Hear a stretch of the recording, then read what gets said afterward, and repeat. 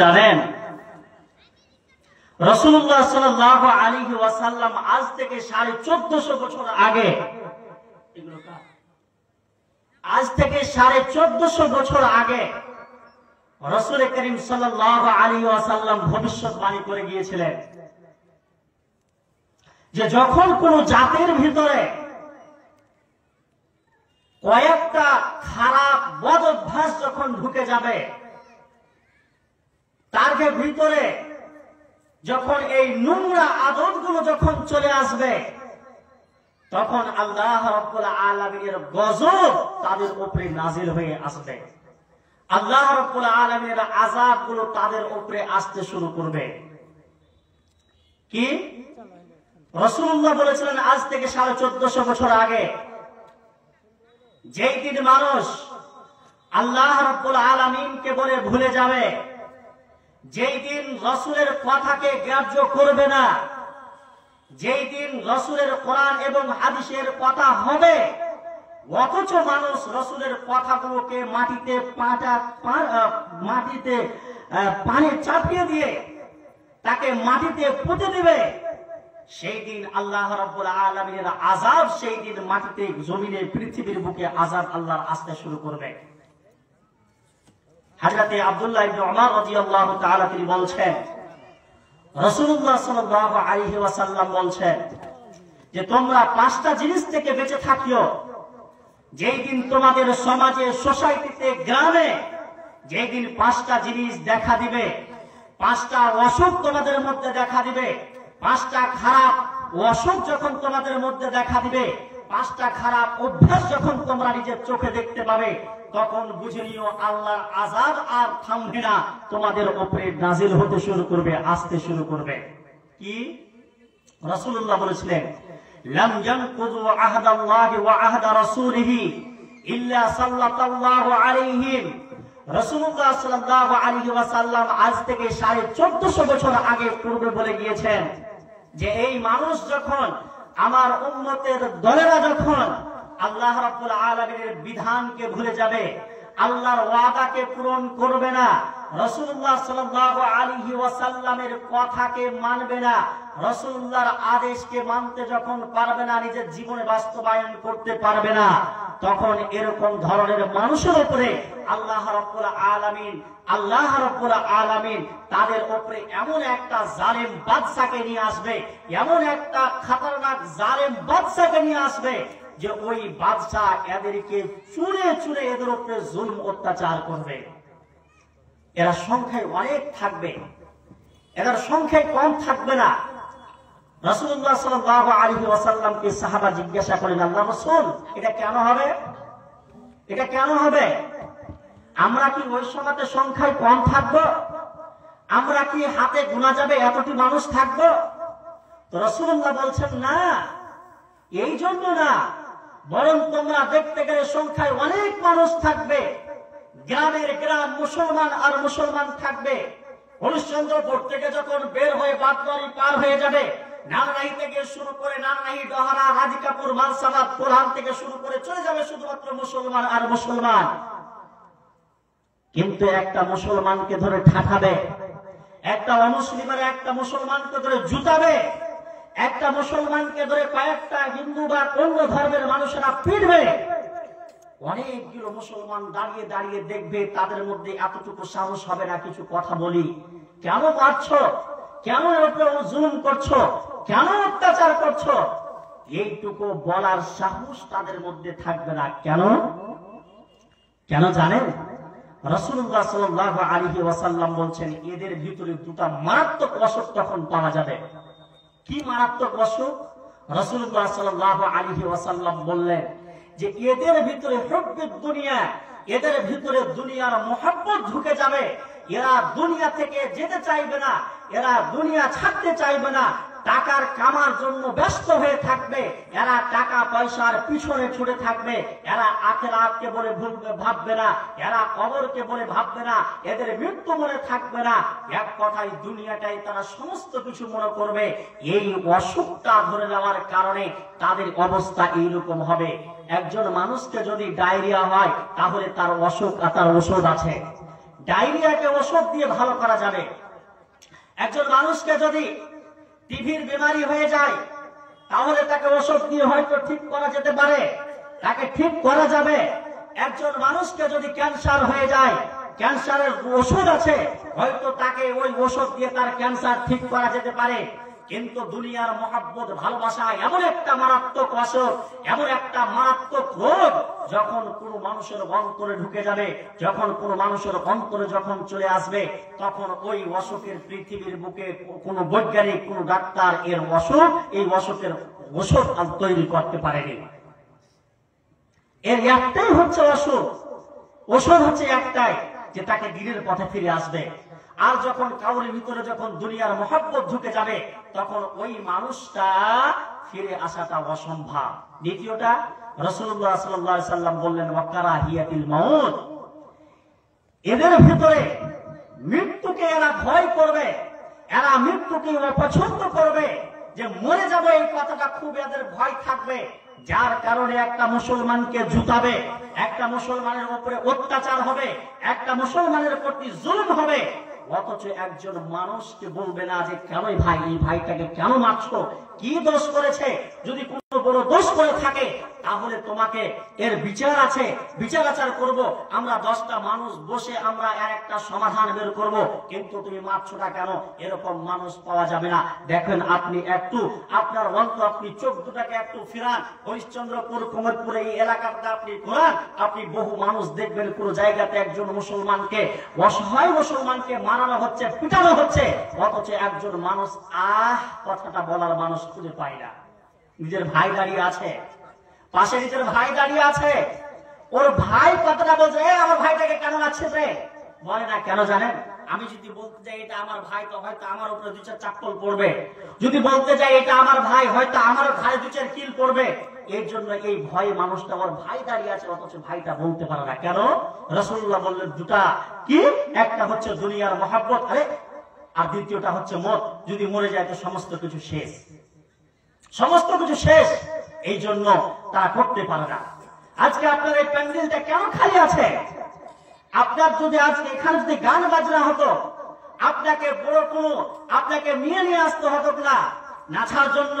এই যে কিছুদিন পরে আপনি দেখতে পাবেন যে ফেব্রুয়ারি মাসে কিছু খেলা হবে, ওই জায়গাতে যদি লোককে যদি বলতে হয় যে 100 টাকার টিকিট কেটে তোমাকে ঢুকতে হবে, সেই জায়গাতে 100 টাকা দূরের কথা, যদি 500 টাকা দিয়ে যদি টিকিট কাটতে হয়, তাও টিকিট কেটে আমি ওখানে ঢুকবো। কিন্তু এই জায়গাটাতে আপনাকে বিনা পয়সাতে আপনাকে দেখানো হচ্ছে, আপনার জীবনটাকে শুধরে দেওয়ার জন্য আপনি একটা খারাপ পথে চলতে শুরু করেছেন, আপনি রং রাস্তায় চলছেন, আপনাকে সঠিক পথে নিয়ে আসার জন্য, আপনাকে চেষ্টা নিয়ে আসার জন্য একটা সুযোগ তৈরি করে দিয়েছে। বাইরে থেকে কিছু আলেম ওলামাকে ডাকানো হয়েছে যে আপনাদেরকে কিছু ওয়াজ নসিহত শোনাবে, অথচ এখানে শোনার জন্য 10টা মানুষ আপনি খুঁজে পাচ্ছেন না। আপনি লাভ খাবেন না? রাসূলুল্লাহ সাল্লাল্লাহু আলাইহি ওয়াসাল্লাম বলে গেছেন, রাসূলুল্লাহ সাল্লাল্লাহু আলাইহি ওয়াসাল্লাম বলে গেছেন, বিদায় হজের দিন, যেই দিন রাসূলুল্লাহ মক্কাতে হজ করলেন, হজ করার পরে একটা খুতবা দিয়েছিলেন, বক্তব্য রেখেছিলেন। যেই বক্তব্যের মধ্যে এই কথাটাও ছিল যে আমি তোমাদের মধ্যে 2টা জিনিস ছেড়ে যাচ্ছি, যতদিন পর্যন্ত পৃথিবীর মানুষ এই 2টা জিনিসকে ধরে রাখবে, যতদিন পর্যন্ত নিজের বুকের ভিতরে আঁকড়ে রাখবে, তোমাদের মধ্যে, তোমাদের দিকে একজন অমুসলিম এইভাবে লোভ উঠিয়ে কথা বলার সাহস পাবে না। যতদিন পর্যন্ত 2টা জিনিসকে ধরে থাকবে, তোমার চোখে চোখ রেখে কথা বলার সাহস পাবে না। যতদিন পর্যন্ত এই বইটাকে তুমি ধরে রাখবে, তোমার চোখে চোখ রেখে কথা বলা তো দূরের কথা, তোমার সাথে কথা বলতেও ভয় পাবে। কি হাদিসটা রাসূলুল্লাহ সাল্লাল্লাহু আলাইহি ওয়াসাল্লাম বলে গেছিলেন, তারাকতু ফীকুম আমরাইন লাম তাযিল্লু মা তামাসসাকতুম বিহিমা কিতাবাল্লাহি ওয়া সুন্নাত রাসূলিহি। বিশ্বনবী বলে গেছেন আজ থেকে 1450 বছর আগে যে আমার উম্মত কান খুলে কথাটা শুনে রাখো, 2টা জিনিস যদি ধরে রাখতে পারো, একটা হচ্ছে আল্লাহর কালাম, কোরআনকে যদি ধরে রাখতে পারো, এই কোরআনকে যদি তেলাওয়াত করতে পারো, এই কোরআনের প্রতি যদি আমল করতে পারো, তাহলে তোমার দিকে চোখ উঠিয়ে কথা বলার কেউ সাহস পাবে না। একজন অমুসলিম তোমার চোখে চোখ রেখে কথা বলার সাহস পাবে না। একজন বেধর্মী মানুষ তোমার সামনে কথা বলতেও ভয় পাবে। দ্বিতীয়টা হচ্ছে রাসূলুল্লাহ সাল্লাল্লাহু আলাইহি ওয়াসাল্লামের হাদিস, যদি হাদিসকে ধরে রাখতে পারো, সারা জীবন যদি নিজের জীবনে হাদিসকে ধরে রাখতে পারো, একজন অমুসলিম তোমার দিকে লোক উঠিয়ে কথা বলবে এটা অসম্ভব, হতেই পারে না। একজন অমুসলিম তোমার চোখে চোখ রেখে কথা বলবে এটা অসম্ভব, পারবে না, যতদিন পর্যন্ত এই জিনিসটাকে ধরে রাখবে। কিন্তু যেই দিন কোরআনকে ছেড়ে দিবে, মিলিয়ে দেবে। আল্লামা সাঈদ দেলোয়ার হোসেন বাংলাদেশের পৃথিবী ছেড়ে চলে গিয়েছেন। ওনার একটা, আজকে আমি একটা ফেসবুক খুললাম, একটা ক্লিপ আমার সামনে আসলো, ক্লিপটা গ্রেফতার হয়ে যাবে, আল্লাহ রাব্বুল আলামিনের আযাবের মধ্যে চলে আসবে। আজ থেকে বহুদিন আগে মানুষটি দুনিয়া ছেড়ে চলে গেছেন, কবরে চলে গেছেন। আল্লাহ রাব্বুল আলামিন ওনাকে জান্নাতুল ফেরদাউস দান করেন, সকলে বলেন আল্লাহুম্মা আমিন।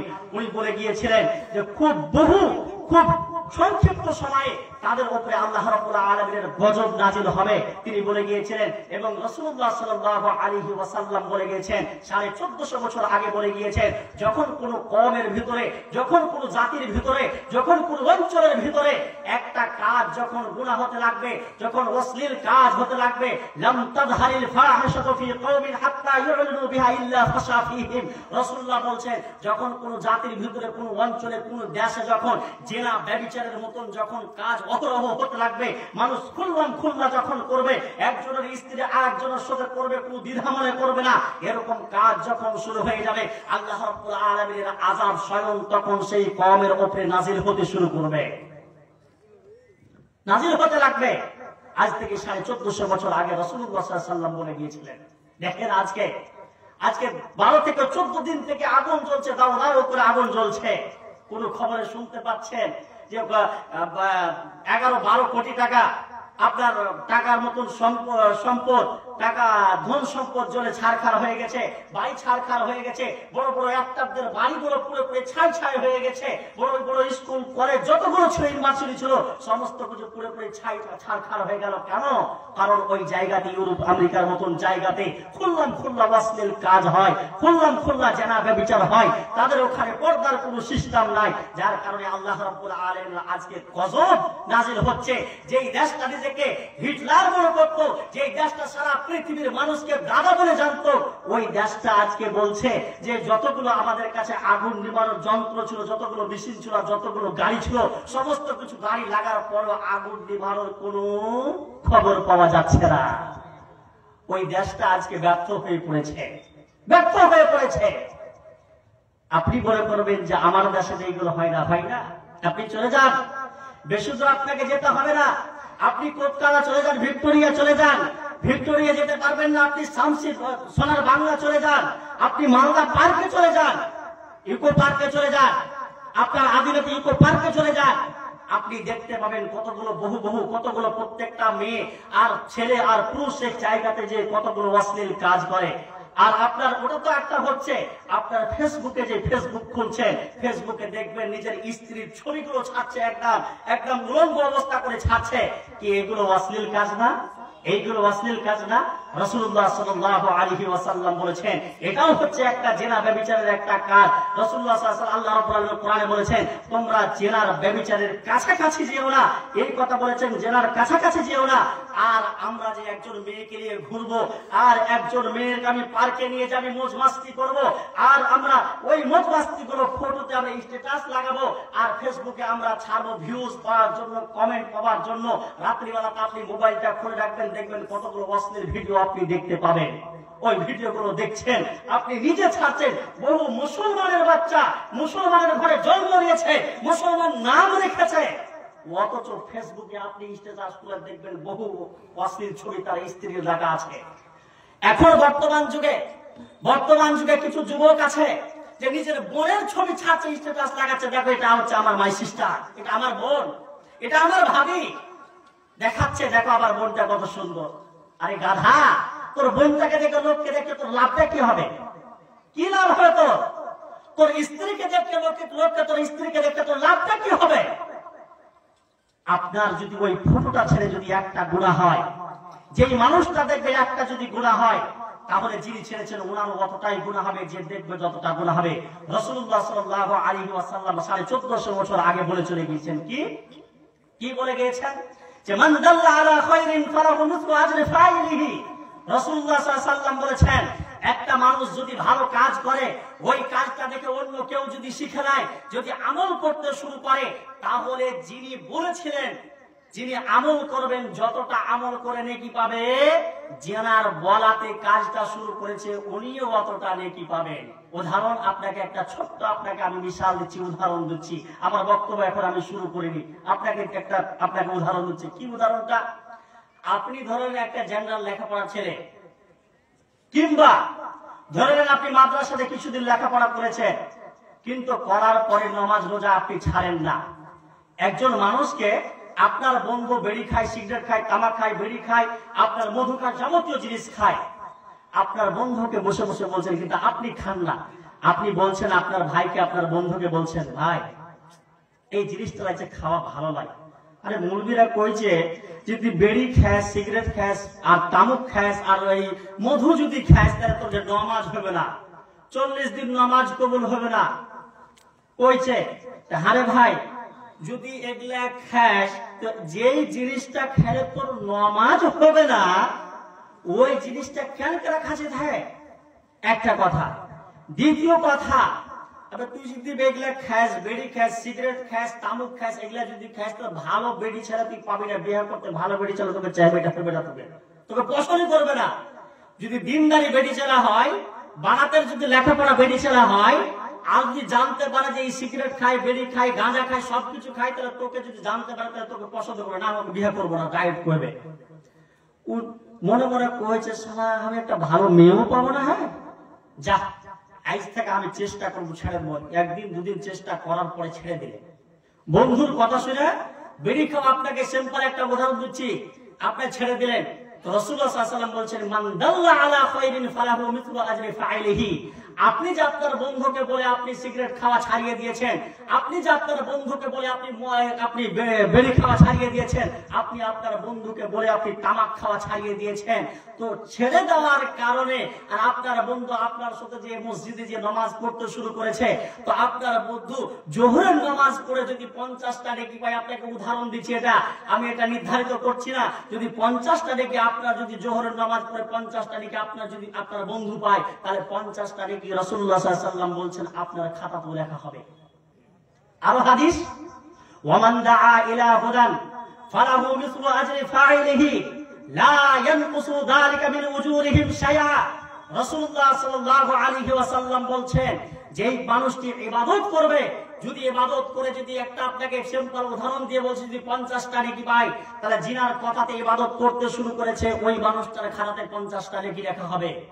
দ্বিতীয় কথা, ওয়ামান দাআ ইলা যালালাতিন, কিন্তু কোন মানুষ যদি কোন পাপের দিকে আহ্বান জানায়, আমি একটা খারাপ ভিডিও করে আমি মোবাইলে লাগিয়ে দিলাম, ওই খারাপ জিনিসটা, যেই কাজটা খারাপ একটা ভিডিও করে ছাড়লাম, আপনারা জানা ছিল না যে এই খারাপ কাজটা এইরকম ভাবে করতে হয়, আমার ভিডিওটা দেখে যদি আপনি শিখলেন, তাহলে আপনি যখন ওই কাজটা করবেন, তো যতটা আপনার পাপ লেখা হবে, আপনার রেজিস্টারে আপনার যতটা পাপ লেখা হবে, ততটা পাপ আমারও লেখা হবে। কতদিন পর্যন্ত লেখা হবে? যতদিন পর্যন্ত এই ভিডিওটা চলতে থাকবে। আপনার 5000 ভিউজ হবে, 10,000 ভিউজ হবে, 1 লাখ আপনার ভিউজ হবে, 1.5 লক্ষ ভিউজ হবে, 1.5 লক্ষ মানুষ যদি আপনারা দেখে থাকে, প্রত্যেকটি মানুষ থেকে যদি আপনি একটা করে যদি আপনার গুনাহ পান, তাহলে 1.5 লক্ষ গুনাহ আপনার খাতাতে লেখা হবে। লা ইয়ানকুসু যালিকা মিন উজুরিহিম লা ইয়ানকুসু যালিকা মিনাল আসাবি শাইআ। আর ওই মানুষটা, যেই মানুষটি পাপটা করছে, ওর পাপ থেকে একটা চুল পরিমাণ কেটে লেখা হবে না। যতটা উনি পাপী হবেন, আপনি অতটা পাপী হবেন। তাহলে এবার ছাড়েন ভিডিও, খুব হাসির ভিডিও করে ছাড়েন, খুব অশ্লীল ভিডিও করে ছাড়েন। যেই দিন মারা যাবেন, কবরে যেই দিন শুতে থাকবেন, সেই দিন ভাববেন যে দুনিয়াতে কি করে এসেছি, হায় রে হায়, দুনিয়াতে কি করে এসেছি। আপনি চলে যাবেন, আপনি দুনিয়া ছেড়ে চলে যাবেন, আপনার শ্বাস কানা বন্ধ হয়ে যাবে, আপনাকে 2.5 হাত মাটি খুঁজে আপনাকে কবর দিয়ে চলে আসবে। কিন্তু মোবাইলের স্টেট, আপনার মোবাইল যে আইডিটা খোলা আছে, যে অশ্লীল ভিডিওগুলো আপনি ছেড়ে রেখেছেন মোবাইলে, যতদিন পর্যন্ত ভিডিওটা আপনার চলতে থাকবে, অশ্লীল ভিডিওটা যতদিন পর্যন্ত পর্যন্ত আপনার দেখতে থাকবে। যদি ফেসবুক আলা যিনি কোম্পানি চালাচ্ছেন উনি যদি আপনার ভিডিওটা ডিলিট না হয়, কিয়ামত পর্যন্ত যদি আপনার ফেসবুক বাকি থাকে, কিয়ামত পর্যন্ত আপনার যদি ভিডিওটা বাকি থাকে, তাহলে প্লিজ কিয়ামত পর্যন্ত যতগুলো মানুষ আপনার দেখে গুনাহ কামাবে অতটা গুনাহ আপনার কবরও আপনি পাবেন। কোথায় আছেন বসে? খুব মজা লাগছে ভিডিও করতে নাকি? খুব খারাপ কাজ করে খারাপ খারাপ ভিডিও করে মোবাইলে ছাড়তে খুব মজা লাগছে নাকি?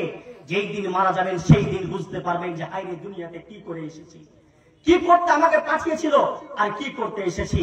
ওই জন্য বন্ধু আমার, একবারের জন্য হলো ভাববেন, একজনের জন্য হলো ভাববেন। বিশ্বনবী সাল্লাল্লাহু আলাইহি ওয়াসাল্লাম বলছেন যে একজন মানুষকে জান্নাতে যাওয়ার জন্য গাড়ির নেকির দরকার নাই, ট্রাক ঘোড়া বলে নেকির দরকার নেই। রাসূলুল্লাহ সাল্লাল্লাহু আলাইহি ওয়াসাল্লাম বলেছেন মান কুব্বিলাত লাহু হাসানাতুন দাখালাল জান্নাহ। রাসূলুল্লাহ সাল্লাল্লাহু আলাইহি ওয়াসাল্লাম পরিষ্কার ভাষাতে বলছেন যদি আপনার একটা নেকি যদি রব্বুল আলামিনের নিকটে যদি কবুল হয়ে যায়, ওই নেকিটাই আপনার জন্য জান্নাতে যাওয়ার জন্য যথেষ্ট হয়ে যাবে। কিন্তু আপনি এই দিকটা নেক আমল করার দিকটা, ভালো কাজটা করার দিকটা আপনি নাও পারলে আপনি কম করেন, কিন্তু যদি যেটা বারণ করা আছে আপনাকে, যেটাকে মানা করা আছে, সেখান থেকে আপনাকে পুরোপুরি আপনাকে ছেড়ে আসতে হবে, ওখান থেকে আপনাকে বেরিয়ে আসতে হবে। 100-র মধ্যে 100% ওটাকে বর্জন করতে, ওটাকে ত্যাগ করতে হবে।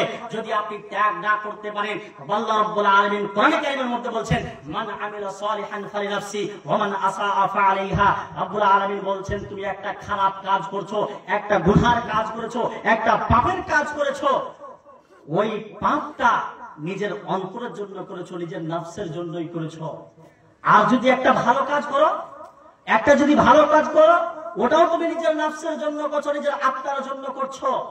আর যদি একটা খারাপ কাজ করো, ওটাও তুমি খারাপ কাজ তোমার জন্যই করছো। ওই জন্য একজন কবি বলছেন তুমি মানুষ হইয়া জনম লোভিয়া মানব জনমে করিলা কি। তুমি মানুষ হইয়া জনম লোভিয়া মানব জনমে করিলা কি। তোমার বাল্যকাল গেল হাসিতে খেলিতে, যৌবন কাল গেল রঙে। তোমার বাল্যকাল গেল হাসিতে খেলিতে, যৌবন কাল গেল রঙে। তুমি মানুষ হইয়া জনম লোভিয়া মানব জনমে করিলা কি।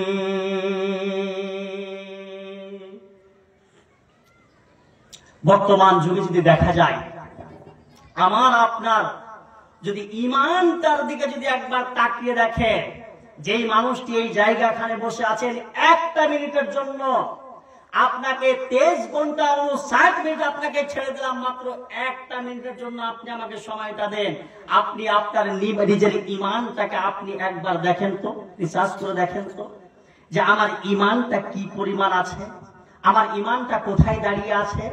যদি কথাতে বলা যায় তাহলে প্রচুর পাতার উপরে যেরকম পানি থাকলে তার কোনো দাম থাকে না, ঠিক তেমনই ভাবে আমার আপনার ইমানের কোনো দাম নেই। এই যে 1 কাপ চা আছে, এই 1 কাপ চা আমার ইমান এত কমজোর হয়ে পড়েছে, এই 1 কাপ চায়ে আমার আপনার ইমান আজকে বিক্রি হয়ে যাচ্ছে। এই 1 কাপ চায়ে এত গুরুত্বপূর্ণ জিনিস একটা বিক্রি হয়ে যাচ্ছে কেন ভাই? আপনি এই জীবন নিয়ে বাঁচবেন? রাসূলুল্লাহ বলছেন যে ইমানের 3টা স্তর আছে। কথাটা ভালো করে শুনবেন, ইমানের 3টা স্তর আছে। যদি আপনার ভিতরে 1ম নম্বর স্তরে যদি আপনি পড়ে যান, তাহলে আপনাকে সর্বপ্রথম আপনাকে ঠুকারি খেতে হবে, আগে ধাতানি আপনার উপরে চলবে, তারপরে আপনাকে জান্নাতে যেতে হবে। বলছেন যে আমি মুসলমান আছি, একদিন জান্নাতে যাব? বলছেন না, যদি আপনি প্রথম ক্যাটাগরিতে যদি পড়ে যান, তাহলে আপনাকে প্রথমে আগে ধাতানি খেতে হবে, ডাইরেক্টলি আপনি জান্নাতে যেতে পারবেন। এই কথাটা আজকে থেকে মাথা থেকে উড়িয়ে দেন। আপনাকে ইনডাইরেক্ট জান্নাতে যেতে হবে। ইনডাইরেক্ট বলতে আপনাকে আগে প্রাদানি খেতে হবে, আগে কবরে ঢোলাই খেতে হবে, আগে জাহান্নামে কিছুক্ষণ আগে পড়তে হবে, তারপরে যেদিন আপনার গুনাহখানি মোচন হয়ে যাবে তখন আপনি জান্নাতে যেতে পাবেন। সেটা কেমন? সেটা কেমন কেমন ঈমান? ধরেলেন শুধুমাত্র আল্লাহকে আপনি বিশ্বাস করেছেন যে আল্লাহ একটা সাতম আসমানে আরশের উপরে কুরসিতে বসে আছে, এটা আপনি ঈমান রেখেছেন, বিশ্বাস রেখেছেন। মুহাম্মদ সাল্লাল্লাহু আলাইহি ওয়াসাল্লাম শেষ নবী, এটা শুধুমাত্র বিশ্বাস রেখেছেন। কিন্তু যে ওই আল্লাহর ওই নবী মুহাম্মদ মুস্তাফা আপনাকে বলেছেন যে 5 ওয়াক্তের নামাজ পড়তে হবে, তোমার প্রতিবেশীর সাথে ভালো ব্যবহার করতে হবে, তোমার অমুক অমুক কাজগুলো করতে হবে, এই কথাগুলো তোমার মাথাতে ঢোকেনি? যদি শুধুমাত্র যেরকম আমাদের পরিস্থিতি এখন শতকরা যদি পাওয়া যায় তো 96টা মানুষ বেনামাজি, মনে হয় যে বলাটা আমার ভুল হচ্ছে, 96টাই না বরং শতকরা দেখা গেলে 98% এখন বেনামাজি। এই অবস্থায় যদি মারা যান, এই অবস্থায় যদি মারা যান তাহলে আপনার ঠিকানা হচ্ছে জাহান্নাম। কেন? আল্লাহ রাব্বুল আলামিন সূরা তাহার মধ্যে বলেছেন ইন্নাহু মাইয়াতি রাব্বাহু মুজরিমান ফাইন্না লাহু জাহান্নাম। আল্লাহ রাব্বুল আলামিন বলছেন কোন মানুষ যদি রব্বুল আলামিনের সাথে মুজরিম অবস্থায় দেখা করে, মুজরিম অবস্থা বলতে আপনি 5 ওয়াক্তের নামাজ পড়েন না, বেনামাজি হয়ে আপনি মারা গেলেন, আজকে আপনি মাগরিবের নামাজ ধরলেন পড়েননি, আসরের নামাজ পড়েননি, আপনি জন্মে এখন আপনার বয়স হলো 50 বছর, আপনি এখন পর্যন্ত আপনি নিজের কাঠ করে খানটা পুজোর পানিতে ধুতে পারেননি, যদি এই অবস্থায় যদি মারা যান তাহলে 5 বার প্রতিদিন দিনে আপনি 5 বার করে কাবিরা গুনাহ করেছেন, এই গুনাহ যদি করে আপনি মারা যান তাহলে আপনি আল্লাহর নিকট সবচাইতে বড় মুজরিম। আল্লাহ রাব্বুল আলামিন বলছেন ইন্নাহু মাইয়াতি রাব্বাহু মুজরিমান ফাইন্না লাহু জাহান্নাম। আল্লাহ রাব্বুল বলছেন কোন মানুষ যদি আল্লাহর সাথে যদি দেখা করে মুজরিম অবস্থাতে তাহলে ফাইন্না লাহু জাহান্নাম, তার ঠিকানা হচ্ছে জাহান্নাম, তার ঠিকানা হচ্ছে জাহান্নাম, তার ঠিকানা হচ্ছে জাহান্নাম। এর মধ্যে কোন রকমের সন্দেহ নেই, কোন রকমের সন্দেহ নেই, আপনি ভাবতে পারেন না। ওই জন্য আমি আপনাকে বললাম যে 1 মিনিটের জন্য যদি হয় আপনি নিজের ঈমানটাকে আপনি ওজন করে দেখেন আমার ভিতরে ঈমান কতটুকু বাকি আছে, ঈমান কতটুকু বাকি আছে আপনি ওজন করে দেখেন। আপনার ভিতরে যদি ঈমান যদি থাকতো তাহলে আপনার স্ত্রী একটা বেহায়া পড়া হয়ে ঘুরে বেড়াচ্ছে, আপনার মুখ দিয়ে কথাটা বের হয় না। আপনাকে একটা উদাহরণ দিয়ে বলছি, ধরলেন মাগরিবের আযান হচ্ছে হাইয়া আলাস সালাহ, হাইয়া আলাল ফালাহ, যখন মাগরিবের আযান হতে যখন শুরু করেছে ওই সময়তে যারা নামাজ পড়ে তারা ওযু করে করে মসজিদের দিকে রওনা শুরু করে দিয়েছে, মসজিদের দিকে যেতে শুরু করেছে। কিন্তু আপনার স্ত্রী আপনার গ্রামে একটা ফেরিওয়ালা এসে ধাগা নিয়ে এসেছে, অন্য কোনো জিনিস নিয়ে এসেছে, বেচতে এসেছে, ওই ফেরিওয়ালাটার কাছে আপনার স্ত্রী দাঁড়িয়ে দাঁড়িয়ে বাজার করছে, ধাগা কিনছে, অন্যান্য জিনিস কিনছে, আর আপনি দেখে গেলেন আমার স্ত্রীটা ওই ফেরিওয়ালার সাথে কথা বলছে, ধাগা কিনছে ওই অবস্থাতে, আর আমি মাগরিবের আযান হয়ে গেছে, আমি মসজিদের দিকে নামাজ পড়তে যাচ্ছি,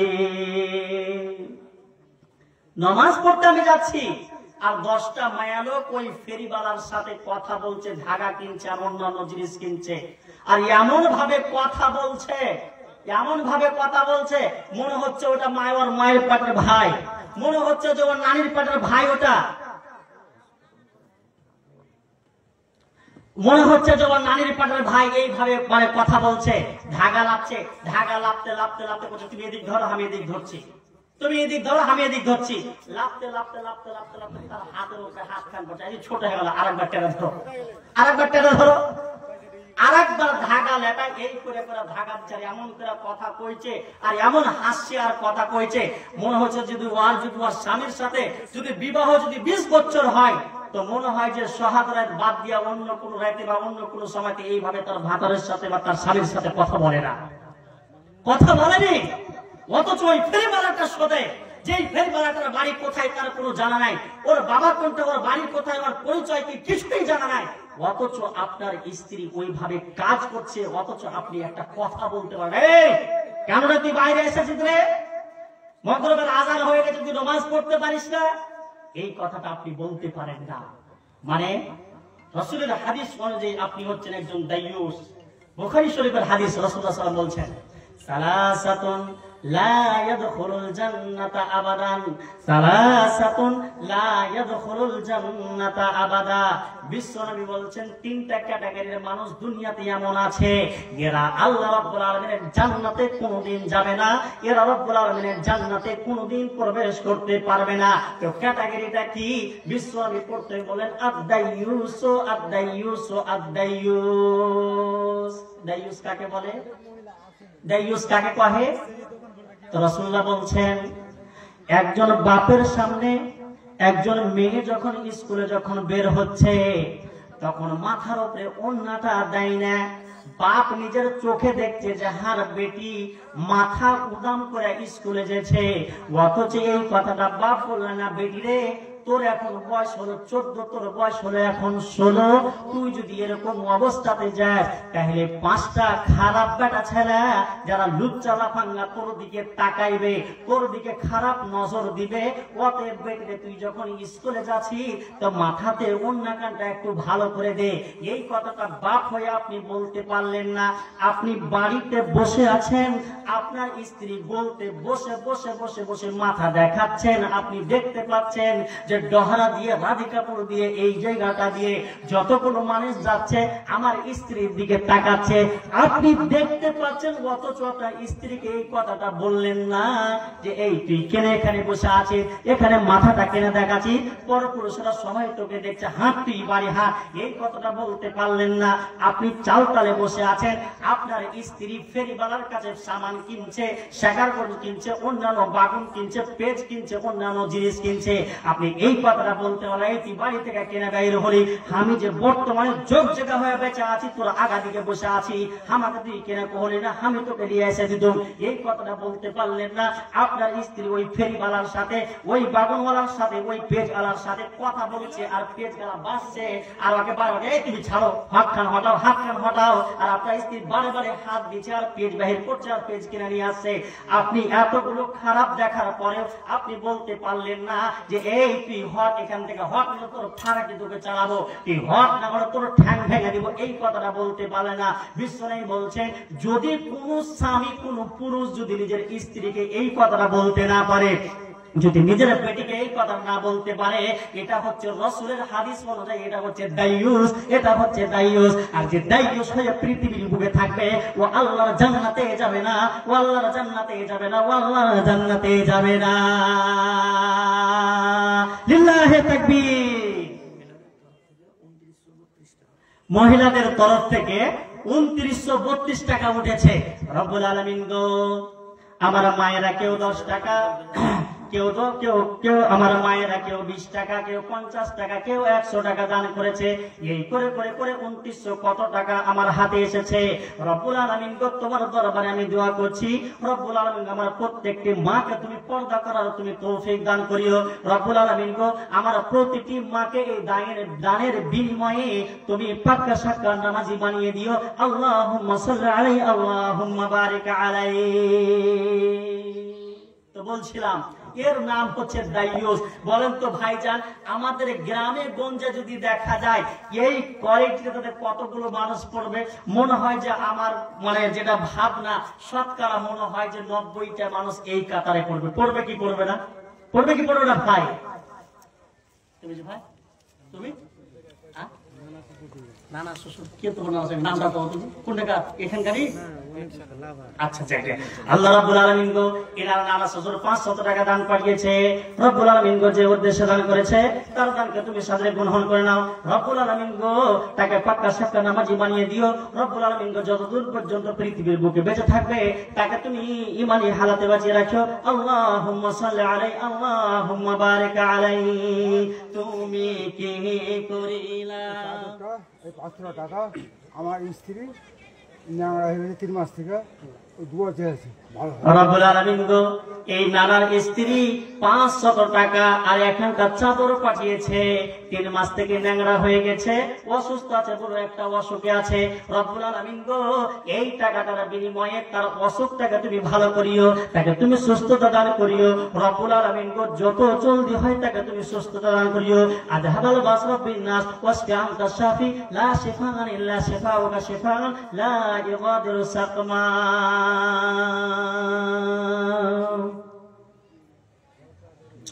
তো বলছিলাম কি যে এইরকম দেখা যদি যায় তো 70% নাকি 90% মানুষ এই কাতারে পড়বে। তুমি 70% মানুষ এই কাতারে পড়বে। দ্বিতীয় কথা যে মানুষের ঈমান হায়া শরম এমন ভাবে ঘটে শেষ হয়ে গেছে যে কহার শেষ নাই। এই যে লকডাউন বাজার দেখছেন, লকডাউন বাজারে ভাটিবেলাখানে যদি দেখেন এই চাপ্পলের দোকানে আর সোনকারের দোকানে আর কাপড়ের দোকানে, তাহলে যদি 25টা যদি বেটি ছেলে ওখানে থাকে তো তার মধ্যে আপনি দেখবেন যে মুসলমানের ঘরের বেটি ছেলে 15টা আছে বা 20টা আছে, 5টা হিন্দু বেটি ছেলে আছে। নাই ভাই? আছে। তাহলে ভাই ওই বেটি ছেলে গেলার কি স্বামী মারা গেছে, কবরে চলে গেছে? কবরে যায়নি, মানে স্বামীর দিয়ে আসা জিনিস আগে পছন্দ হয় না। এইবার আমি তোমাকে একটা হাদিস শোনাচ্ছি। বিশ্বনবী বলছেন, যখন একজন মেয়ে মানুষ যখন বাড়ি থেকে বের হয়, আমাদের এখন বর্তমান সমাজে এটা দেখা যায়, একটা মেয়ে যখন বাড়ি থেকে বের হয় তারা তখন ভালো একটা কাপড় পরিধান করে, একটা ভালো চাদর লাই, মুখে মনে হয় যে 1.5 ইঞ্চি উঁচু করে শুধুমাত্র পাউডার লাগায়, যেখান দিয়ে যাবে ওখান দিয়ে বুঝতে পারবে যে একটা মেয়ে মানুষ গেল। নবীজি হাদিসের ভাষাতে পরিষ্কার ভাবে বলছেন, আইয়ু ইমরাতিন ইস্তাআতারাত ফামাররাত আলা কওমিন, নবীজি বলছেন কোন একটা মেয়ে মানুষ যদি আতর ব্যবহার করে, কোন সুগন্ধি ব্যবহার করে, আর ওই মেয়েটা যদি কোন মানুষের পাশ দিয়ে যায়, আর ওই বেটা ছেলেটা শুধুমাত্র এই কথাটা যদি বলে, কি কথাটা বলে, আর একটা বেটি ছেলে গেল, যদি একে কত বেটি ছেলেটা সুন্দর হয়, যদি আর সাথে আর বিয়ে হতো তো কতই না ভালো হতো। বেটি ছেলেটাকে যদি একদিন কোন জায়গাতে একা পেত তাহলে মনের স্বাদ মিটিয়ে নিত। যদি আপনাকে বলেনি, বেটি ছেলেটাকে বলেনি, শুধুমাত্র অন্তরখানাতে এই ভাবনাটা নিয়ে এসেছে, এই কথাটা শুধুমাত্র জৈনর দৃষ্টিতে যদি ওই মেয়েটার দিকে তাকিয়ে যায়, নবীজি বলছেন ফাহিয়া জানিয়াতুন ফাহিয়া জানিয়াতুন ফাহিয়া জানিয়াতুন, ওই মেয়েটা হচ্ছে ব্যভিচারিণী, ওই মেয়েটা হচ্ছে ব্যভিচারিণী, ওই মেয়েটা হচ্ছে ব্যভিচারিণী। তুমি কি করিলা এই দুনিয়ায় আসিয়া, চিন্তা করে দেখ রে মন ভাবিয়া, তুমি কি করিলা এই দুনিয়ায় আসিয়া।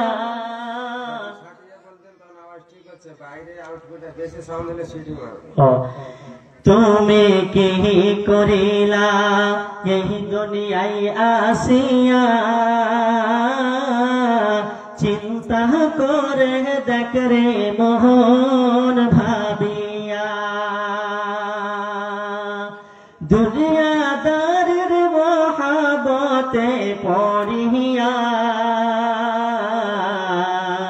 আল্লাহ ও রাসূল সাহাবী গেলে ভুলিয়া।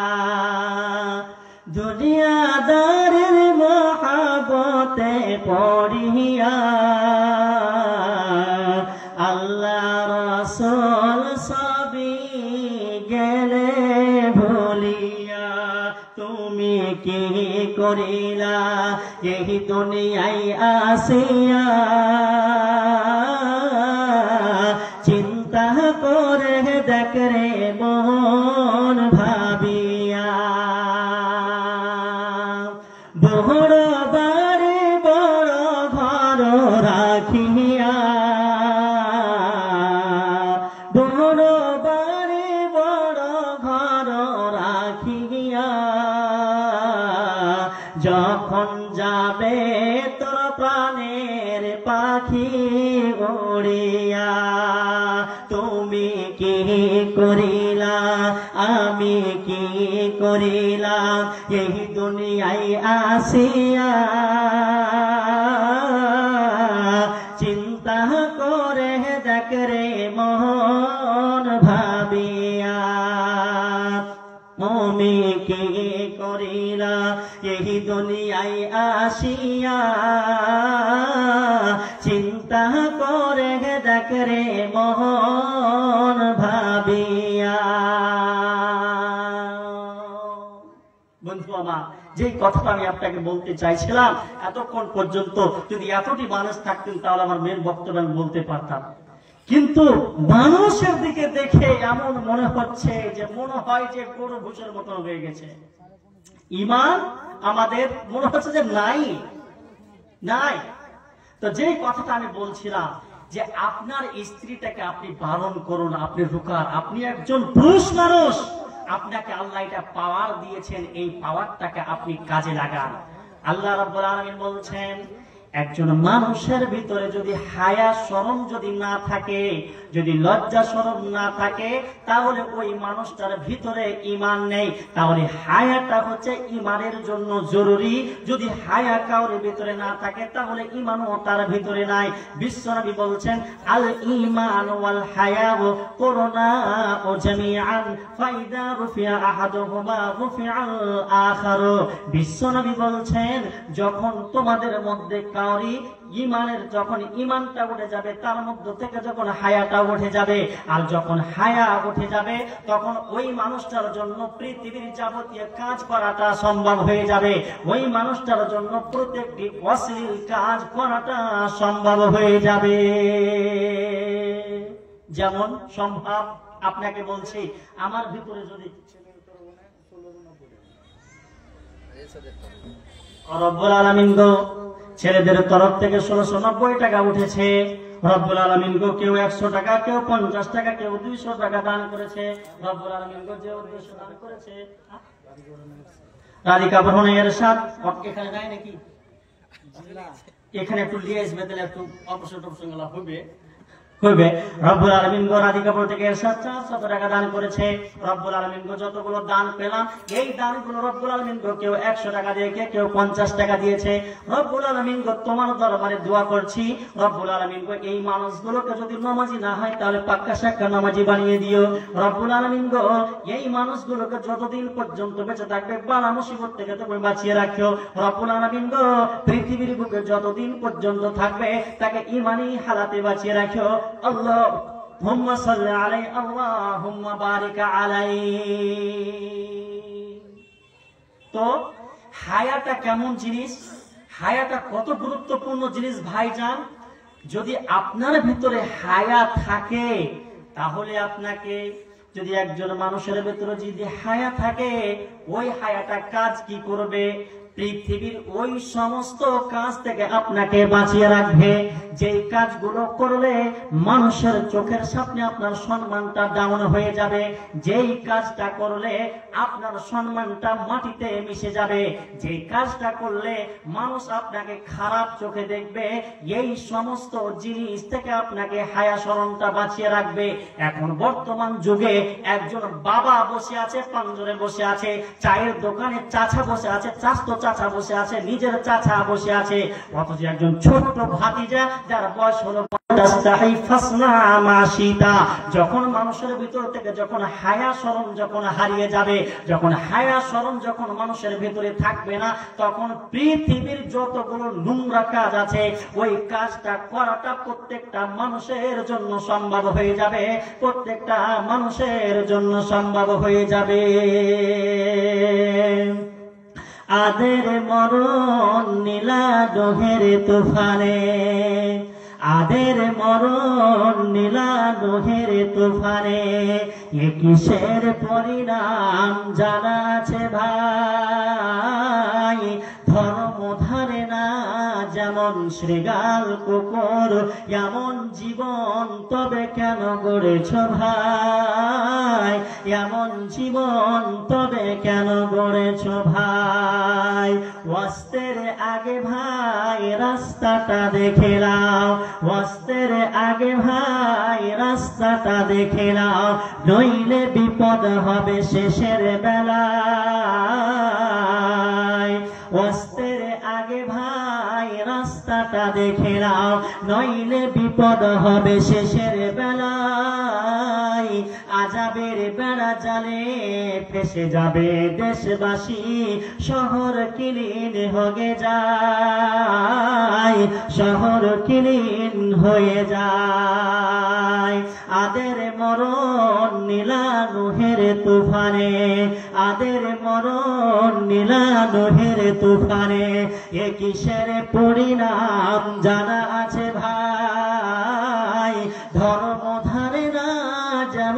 শৃগাল কুকুর এমন জীবন তবে কেন গড়েছ ভাই, এমন জীবন তবে কেন গড়েছ ভাই।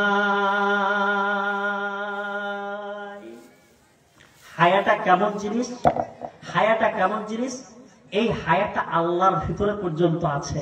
এই হায়াটা কেমন জিনিস, নবীদের ভিতরে ছিল, সাহাবীদের ভিতরে ছিল। ইন্না রাব্বাকুম হাইয়ুন কারীমুন ইয়াস্তাহয়ু মিন আবদিহি ইযা রাফা'a ইয়াদাইহি ইলাইহি আইয়ারুদ্দাহুমা সিফরা। বিশ্বনবী বলছেন, যখন তোমাদের মধ্যে কেউ যখন কোনো মুসিবতে পড়ে, যখন কোনো বালা মুসিবতের যখন সম্মুখীন হয়, ওই সময়তে একজন মানুষ যেন রাত্রি 2টার সময় উঠে গিয়েছে, সুন্দর করে উযু করেছে, আর উযু করার পরে মসজিদে ঢুকে 2 রাকাত যেন সুন্নাত আদায় করে নিয়েছে, আর 2 রাকাত সুন্নাত আদায় করার পরে আল্লাহ রাব্বুল আলামিনের কাছে হাত তুলে নিয়েছে। কি বলতে শুরু করেছে, রব্বুল আলামিন গো, তো আপনি আছেন সমস্ত কিছুর মালিক, আমার মেয়েটা আজকে হরিশ্চন্দ্রপুর হসপিটালে ভর্তি আছে, রব্বুল আলামিন গো, তুমি যদি আমার মেয়েটাকে না বাঁচাও তাহলে কেউ বাঁচাতে পারবে না, আমার মেয়েটার যদি ডেলিভারিটাকে যদি আপনি নরমাল করে দেন তাহলে কেউ রুখতে পারবে না, রব্বুল আলামিন গো, তোমার দরবারে আমি হাত তুলছি, এই কাজটাকে আপনি আসান করে দেন, আপনি সহজ করে দেন। নবীজি বলছেন, যখন কোন মানুষ আল্লাহর কাছে এই কথাটা বলতে থাকে, আল্লাহর বান্দা যখন নবীজির আল্লাহর কাছে যখন বলতে শুরু করে, নবীজি বলছেন আইয়ারুদ্দাহুমা সিফরা, তখন ওই মানুষটার খালি হাত ফিরিয়ে দিতে, ওই মানুষটাকে খালি হাত ফিরিয়ে দিতে আল্লাহ পর্যন্ত লজ্জা বোধ করে। তাহলে কি করে, আপনি দোয়া করছেন তো ধরলেন, বলবেন যে বলি আমি তো দোয়া করতে জানি না, আপনার দোয়া করতে আপনাকে আমি শিখিয়ে দিয়ে ছোট্ট কয়েকটা কথার মাধ্যমে, আপনাকে মুলবি সাহেব বলতে হবে না। আপনার সূরা ফাতিহা সবারই জানা আছে, সূরা ফাতিহা সব কি জানেন কি জানেন না? সূরা ফাতিহা জানেন। দ্বিতীয় নম্বরে দুরূদ শরীফ আল্লাহুম্মা সাল্লি আলা মুহাম্মাদ ওয়া আলা আলি মুহাম্মাদ, এই দোয়াটা সবাই জানেন। আপনি প্রথমে যাবেন, তেলাওয়াত করবেন আলহামদুলিল্লাহি রাব্বিল আলামিন আর রহমানির রহিম, এই করে বলতে বলতে গায়রিল মাগদুবি আলাইহিম ওয়ালাদ-দাল্লিন পর্যন্ত বলবেন। আর বলার পরে আপনি বলবেন আল্লাহুম্মা সাল্লি মুহাম্মাদ কামা সাল্লাইতা, এই করে বলতে বলতে দোয়াটা দুরূদ শরীফটা পড়ে নেন। আর পড়ার পরে ডাইরেক্টলি আপনি করে আল্লাহকে বলতে পারেন। তো নবীজি বলছেন 3টা জিনিসের মধ্যে একটা জিনিস ওই মানুষটাকে দিয়ে দেয়। কি জিনিস 3টার মধ্যে? একটা হলো কি, যদি আপনি দোয়া করেন ওই দোয়াটাকে আপনাকে খালি হাত ফিরিয়ে দিবে না, হয়তো আপনার দোয়াটাকে কবুল করে নেবে, আর কবুল করার পরে যেই জিনিসটা আল্লাহর কাছে চাইলেন ওই জিনিসটা আপনাকে সঙ্গে সঙ্গে আল্লাহ দান করে দিবে, ওই জিনিসটা আপনাকে দিয়ে দিবে। এটা একটা করবে।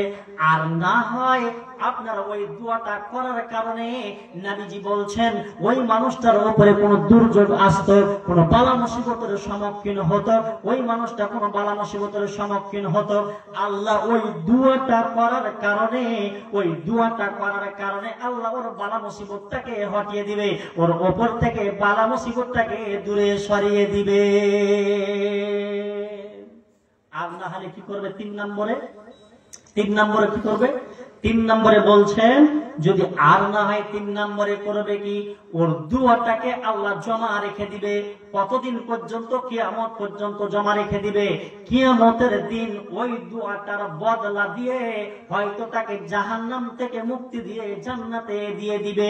ওই জন্য বন্ধু আমার, আপনি কোনো বালা মুসিবতে পড়েছেন, আপনি কোনো সমস্যায় পড়েছেন, আপনি তো টাকা ধার করবেন বা টাকা আপনাকে লাগবে, হসপিটালে যেতে হবে, মোড়লকে ধরতে হবে, সর্দারকে ধরতে হবে, প্রধানকে ধরতে হবে, মেম্বারকে ধরতে হবে, কিন্তু ধরার আগের বন্ধু মসজিদে এসে আল্লাহকে এই কথাটা বললেন, আল্লাহ আমি এই মুসিবতটাতে পড়েছি, তুমি এই মুসিবতটাকে পার করো, আমি এই সমস্যাতে পড়েছি, এই সমস্যাটা তুমি রাস্তা দেখাও।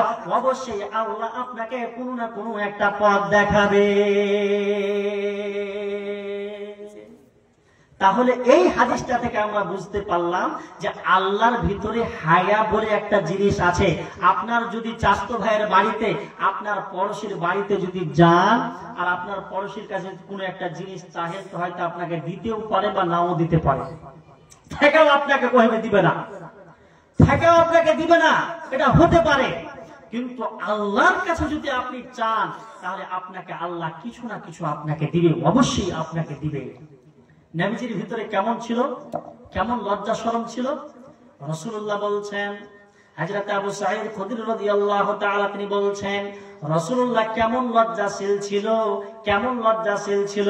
তো বলছে একটা বেটি ছেলে যার বয়স হচ্ছে এখন 15 বছর, যার বয়স হচ্ছে এখন 16 বছর, ওই বেটি ছেলেটার ভিতরে এখন জওয়ানি টকবক করছে, যৌবনকাল টকবক করছে। আপনার বেটি এখন 15 বছর কার হয়েছে, আপনার মেয়ে, আপনি আপনার স্ত্রী আখার গোড়াতে বসে আছেন। এমন সময় একটা আলগা মানুষ যেন আপনার বাড়িতে আসার জন্য পারমিশন চাইছেন, সালাম যেন দিয়েছেন, যেমনই আপনার মেয়েটার কানে ওই বাড়িটা পড়েছে, ওই আওয়াজটা যেমন এসেছে, চট করে আপনার মেয়েটা উঠে যেন ঘরের ভিতরে যেন চলে গেল। কতক্ষণ পর্যন্ত বের হলো না? তো যতক্ষণ পর্যন্ত মেয়েটা, ওই মানুষটা যতক্ষণ পর্যন্ত আপনার বাড়ি থেকে বের হলো না। এটা কেন হলো? এই জন্য হলো আপনার মেয়েটার ভিতরে এখন লজ্জা শরম কুটে কুটে আছে। ওই 15 বছরকার মেয়েটার ভিতরে যেরকম হায়া শরম আছে, ওই হায়া শরম থাকার কারণে ওই মেয়েটা একটা অন্য মানুষের চোখের সামনে থাকতে পারলো না। তো বিশ্বনবীর ব্যাপারে বলছেন, বিশ্বনবী এই মেয়েটার চাইতে বেশি বেশি লজ্জা শরম ছিল। আম্মা জান আয়েশা বলছেন, নবীজির আমার বাড়িতে বাড়ি পড়েছেন, 9টা বিবির প্রত্যেকদিন বাড়ি আপনার ভাগ করা ছিল, যে আজকে মঙ্গলবার এর বাড়িতে থাকবে, বুধবারের দিন এর বাড়িতে থাকবে, বৃহস্পতিবার দিন এর বাড়িতে থাকবে, তো শুক্রবার দিন এর বাড়িতে থাকবে। এই করে করে করে করে বাড়িগুলো ভাগ করা ছিল।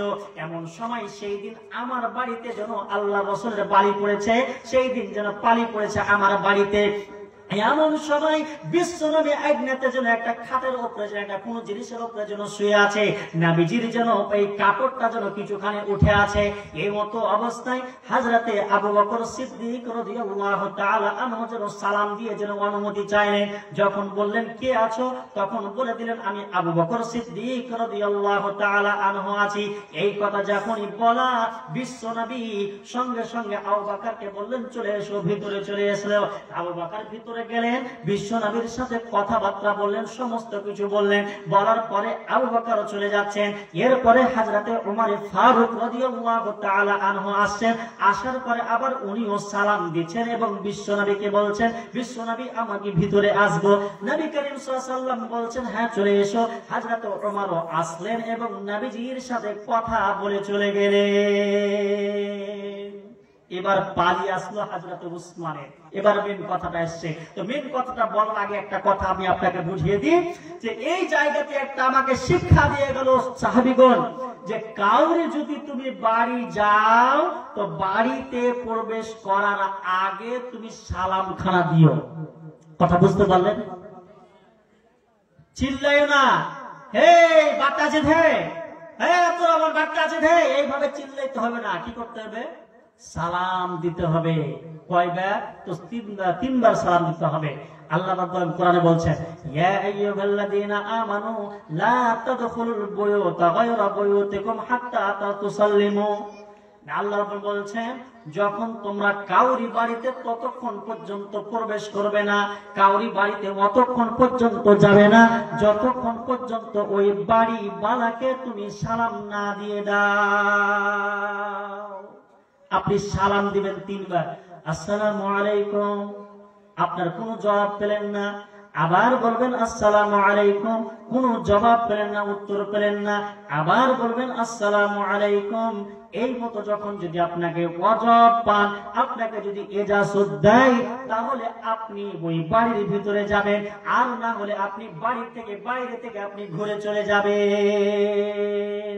এই আদবটা কেন শিখাইলে? কারণ আমার বাড়িতে যদি আপনি আসেন বিনা সালামে, হয়তো আমার মা, আমার বোন, আমার স্ত্রী, অন্য কেউ যারা আমার বাড়ির ফ্যামিলি আছে, মেয়ে ছেলে পিলা, ওদের হয়তো কাউরি হয়তো পেট খোলা থাকতে পারে, কাউরি হয়তো মাথার কাপড় খোলা থাকতে পারে, কাউরি হয়তো পিঠ দেখা, একটা কথার কথা বলছি, কাজের ধ্যানে কিছু হালাতে কোন হালাতে থাকতে পারে। আপনি যখন সালাম দিয়ে দিলেন, তখন আপনি ওই কথাটা বলে দিলেন যে আপনার বাড়িতে আমি আসছি, তুমি কাপড় চোপড় গুলো সবকিছু ঠিকঠাক করে নাও। আপনার আওয়াজটা শুনে ওই মেয়েটা, ওই মা, ওই বোন, ওই স্ত্রী আপনার সমস্ত কিছুকে ঠিকঠাক করে দিবে। এরপরে আপনি বাড়ি বাড়িতে যাবেন তাহলে কোনো খারাপ নজর কাউরি উপরে পড়বে না, কিন্তু একটা খারাপ জিনিস আপনি চোখে দেখতে পাবেন না। এই জন্য নবীজি শিক্ষা দিলেন যে যখন তুমি কাউরি বাড়িতে যাবে তখন তুমি সর্বপ্রথম সালাম দিবে, এই শিক্ষাটা পেলেন।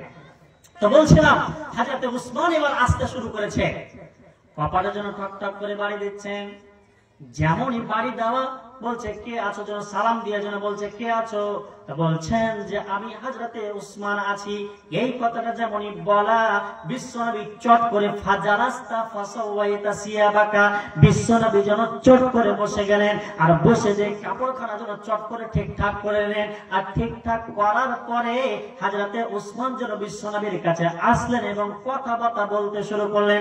কথাবার্তা বলার পরে যখন চলে গেলেন, এবার আম্মা জানা আয়েশা বলছেন বিশ্বনবী গো আপনি রাগ করবেন না, যদি আমার বেয়াদবি হয় তাহলে আমার বেয়াদবিটাকে আপনি ক্ষমা করবেন। তাহলে কিন্তু আজকে আপনাকে আমি একটা কথা জিজ্ঞাসা করব। বলছে কি জিজ্ঞাসা করবো আয়েশা বলো। তখন আয়েশা বলছেন বিশ্বনবী গো আপনার কাছে আবু বকর আসলেন, একজন কঠিন বড় সাহাবী, আমার বাবা আপনার কাছে আসলেন যখন তখন আপনার কাপড়টা উঠেছিল, আপনি কাপড়টা ঠিক করলেন না। একজন সাহাবী আসলেন, উমর নামের একজন সাহাবী আসলেন, হাফসার বাবা সাহাবী আসলেন, যেই মানুষটা যে রাস্তা দিয়ে গেলে 40 দিন শয়তান পর্যন্ত যায় না, এরকমই একটা সাহাবী আপনার কাছে আসলো, কিন্তু আপনি কাপড়খানাকে ঠিক করলেন না। কিন্তু যখনই উসমান যখন তোমার কাছে আসলো, যখনই উসমান আপনার কাছে আসলেন, তখন কেন চট করে আপনি উঠে গেলেন, বসে গেলেন, আর বসে যে আপনি কাপড় কেন ঠিক করে নিলেন, কাপড় চোপড় সবকিছু কেন তুমি ঠিক করে নিয়ে একটু আমাকে বলবে। এই কথাটা যখন বলেছেন নবীজি তখন আয়েশাকে বলছে, আয়েশা শুনো তাহলে কিনে বলছে আলা আস্তাহি মিন রাজুলিন তাস্তাহি মিনহুল মালাইকাতু। আয়েশা বলছেন, নবীজি বলছেন আয়েশা রে আমি কি ওই মানুষটাকে দেখে লজ্জা করব না, আমি কি ওই মানুষটাকে দেখে লজ্জা করব না যেই মানুষটাকে দেখে আল্লাহর ফেরেশতারা পর্যন্ত লজ্জা করে, যেই মানুষটাকে দেখে আল্লাহর ফেরেশতারা লজ্জা করে, ওই মানুষটাকে দেখে কি আমি লজ্জা করব না। তাহলে কি বুঝতে পারলাম যে হযরত উসমান 3 নম্বর খলিফা, ওনাকে দেখে আল্লাহর ফেরেশতারা পর্যন্ত লজ্জা করতেন। তাহলে প্রমাণ কি হলো যে সাহাবীদের ভিতরেও লজ্জা ছিল, সাহাবীদের ভিতরেও লজ্জা ছিল, কিন্তু আমাদের মধ্য থেকে হারিয়ে গেছে। আর একটু আগে চলেন, আর একটু আপনাকে বলি, মুসা আলাইহিস সালামকে ছিলেন, সবাই ছিলেন নাকি? হযরত মুসা আলাইহিস সালাম সবাই নবী ছিলেন, নাম শুনেছেন, যার সাথে আল্লাহ ডাইরেক্টলি কথা বলেছেন, কালিমুল্লাহ বলা হয়েছে, কথা বলেছেন। ওর 2টা মেয়ে ছিল, বকরি চড়াতে এসছে মাঠে, আর হযরতে মুসার এখানে ঝগড়া হয়ে মারার একটা কাজে মারামারি করার কারণে একটা থাপ্পড় মেরেছিল, একজন মানুষ মারা গেছিল, ওই কারণে মিশর ছেড়ে মাদাইন শহরে পালিয়ে এসেছিলেন। পালিয়ে যখন আসছেন তখন দেখছেন যে একটা 2টা কুয়ার পাশে, মানে ধরেন কুমহার পাশে বহু মানুষ নিজের বকরিগুলোকে পানি উঠাচ্ছে আর পান করাচ্ছে, কিন্তু 2টা মেয়ে খানিক দূরে যেন খাড়িয়ে আছে, বকরিগুলোকে ধরে ধরে খাড়িয়ে আছে। হযরত মুসা আলাইহিস সালাম যে বলছে যে মা খাতবুকুমা, ও মহিলা শোনো, এই যে দেখছি, আমি দেখছি অনেকক্ষণ থেকে দেখছি বহু মানুষগুলো নিজের বকরিগুলোকে পানি উঠাচ্ছে কুম্মা থেকে আর পান করাচ্ছে, কিন্তু তোমরা কেন দূরে সারিয়ে আছো? তোমরা কেন বকরিগুলোকে ধরে ধরে ধরে খাইয়ে আছো? তোমরা ওরা যেরকম পানি পান করাচ্ছে তোমরা কেন পানি পান করাও না? এই কথাটা যখন বললেন, আল্লাহ রাব্বুল আলামিন গো আর একজন ছেলে 100 টাকা দান করেছে, রব্বুল আলামিন গো যে উদ্দেশ্যে দান করেছে তার দানকে তুমি সাদরে গ্রহণ করে নাও। আল্লাহুম্মা সাল্লি আলাইহি, আল্লাহুম্মা বারিক আলাইহি। তো কি বলছিলাম, তো তোমরা কেন পানি পান করাও না? ওই মানুষগুলা যেভাবে পানি পান করাচ্ছে তোমরা কেন পানি পান করাও না? তখন ওই মেয়েটি বলছে যে যদি আমরা এর সাথে পানি যদি পান করাতে যাই, লা নাসকি হাত্তা ইসদিরার রিআ, ওই মানুষগুলো বলছে, ওই মেয়ে দুটা বলছে যদি আমরা ওর সাথে যদি পানি পান করাতে যাই তাহলে বেটা ছাড়ার হাতের সাথে আমার হাতের টাচ হবে, হয়তো আমাদের গতরের সাথে হয়তো ঠাস খেয়ে যাবে, অতএব লজ্জার কারণে আমার বাবার শিক্ষা হচ্ছে এটা, আমার ভেতরে লজ্জা শরম বাকি থাকার কারণে আমি চাই না যে মেয়েদের সাথে না ছেলেদের সাথে আমি লড়াই করে হাতে হাত লাগিয়ে আর পিঠে পিঠ ঘুষিয়ে আমি পানি পান করাই। আমি ততক্ষণ উত্তরে বললেন লা নাসকি হাত্তা ইসদিরা রিআও, ততক্ষণ পর্যন্ত পানি পান করাবো না যতক্ষণ পর্যন্ত এই মানুষগুলো নিজে নিজে পানি পান করিয়ে দূরে না সরে যায়। কি হিসাব দিবি তোরা সেই দিন, ভেবে কর মাথা নিচু, তোর আর মুচির ব্যবহারে আমি তফাৎ দেখি না কিছু রে, তফাৎ দেখি না কিছু। একটা হিন্দু বেটি ছেলে অমুসলিমের মেয়ে স্ত্রী বা বেটি, এখান থেকে ও কাপড় উঠিয়ে আছে, কাজ করছে, মাঠে মাঠে হেঁটে বেড়েছে, আর আপনার স্ত্রী মাঠে ঘাস কাটতে যেয়ে এখান থেকে কাপড় উঠিয়ে ঘুরে বেড়েছে। একটা অমুসলিমের মেয়ে, ওর মাথায় কাপড় নাই, আর আপনি একজন মুসলমান হয়ে আপনার স্ত্রীর মাথায় কাপড় নাই, ওদেরও পেটের গায়ে কাপড় নাই, মাথায় কাপড় নাই, প্যান্ট দেখা যায়, পিঠ দেখা যায়। আপনিও মুসলিম, আপনার বেটিরও প্যান্ট দেখা যায়, মাথা দেখা যায়, পিঠ দেখা যায়, পার্থক্য কি হলো? এই জন্য কবি বলছে কি হিসাব দিবি তোরা সেই দিন, ভেবে কর মাথা নিচু, তোর আর মুচির ব্যবহারে আমি তফাৎ দেখি না কিছু রে, তফাৎ দেখি না কিছু। তোর হাতে 3 খুন হয় একটু ভাবিস না হাই, তাগুতের রাজ কায়েম হয়েছে সারাটি দুনিয়ায়, হায় রে হায়, সারাটি দুনিয়ায়, হায় রে হায়। মুমিনের আজ ঈমান নিয়ে বেঁচে থাকা হয়েছে বড় দায়, তাগুতের রাজ কায়েম হয়েছে সারাটি দুনিয়ায়, হায় রে হায়, সারাটি দুনিয়ায়, হায় রে হায়। কি হিসাব দিবি তোরা সেই দিন, ভেবে কর মাথা নিচু, তোর আর মুচির ব্যবহারে আমি তফাৎ দেখি না কিছু রে, তফাৎ দেখি না কিছু। মদে মাতামাতি চুরি ছিনতাই, মদে মাতামাতি চুরি ছিনতাই, জেনা করা যেন বড় কথা নয়। মদে মাতামাতি চুরি ছিনতাই, জেনা করা যেন বড় কথা নয়। সত্য সততা কখন মরেছে, গুনাহ বলে ধরাই কিছু নাই, গুনাহ বলে ধরাই কিছু নাই। বেশি দেরি নয় কখন শুনিবে, বেশি দেরি নয় কখন শুনিবে, বেটিকে লুটেছে নিজের ভাই, বোনকে লুটেছে নিজের ভাই। তাগুতের রাজ কায়েম হয়েছে সারাটি দুনিয়ায়, হায় রে হায়। কি হিসাব দিবি তোরা সেই দিন, ভেবে কর মাথা নিচু, তোর আর মুচির ব্যবহারে আমি তফাৎ দেখি না কিছু রে, তফাৎ দেখি না কিছু। মোটামুটি আব্দুল করিম ভাই মোটামুটি কোন ঘন্টা পরে চলে আসবে, ওই জন্য আপনাদেরকে বলছি এটা কি মসজিদের উন্নতি কল্পে জালসা, আপনাদেরকে বেশি দাবি করা করে বলছি না। আপনাকে ওয়াজ আমি শোনাতে থাকবো, আপনারা 100 200 যে যতটা পারবেন আপনি দিয়ে যাবেন, কারণ এই দানটাই আপনার কাজে আসবে। নবী করিম সাল্লাল্লাহু আলাইহি ওয়াসাল্লামের উপরে একটা আয়াত নাযিল হলো, কি আয়াতটা ছিল? লান তানালুল বিররা হাত্তা تنفقوا مما تحبون وما تنفقوا من شيء فإن الله به عليم। আয়াতটার তরজমা কি? আয়াতটার তরজমা হচ্ছে যতক্ষণ পর্যন্ত তোমরা পূর্ণ নেকি পাবে না, যতক্ষণ পর্যন্ত তোমরা পূর্ণ নেকি পাবে না, যতক্ষণ পর্যন্ত তোমার পছন্দের মালকে আল্লাহর রাস্তায় খরচ করে না দিবে, যতক্ষণ পর্যন্ত আল্লাহর রাস্তাতে তুমি খরচ না করবে। এই আয়াতটা যেমনই নাযিল হয়েছে, একজন সাহাবী যার নাম হচ্ছে তালহা রাদিয়াল্লাহু তাআলা আনহু, যিনি মদিনার মাটিতে সবচাইতে ধনী ব্যক্তি, ওই সাহাবীটি বিশ্ব নবীর কাছে দৌড়িয়ে চলে এসেছেন। ইয়া রাসূলুল্লাহ, ইয়া হাবিবাল্লাহ, বিশ্ব নবী গো, শুনলাম নাকি কিছুক্ষণের মধ্যে আপনার উপরে একটি আয়াত নাযিল হয়েছে।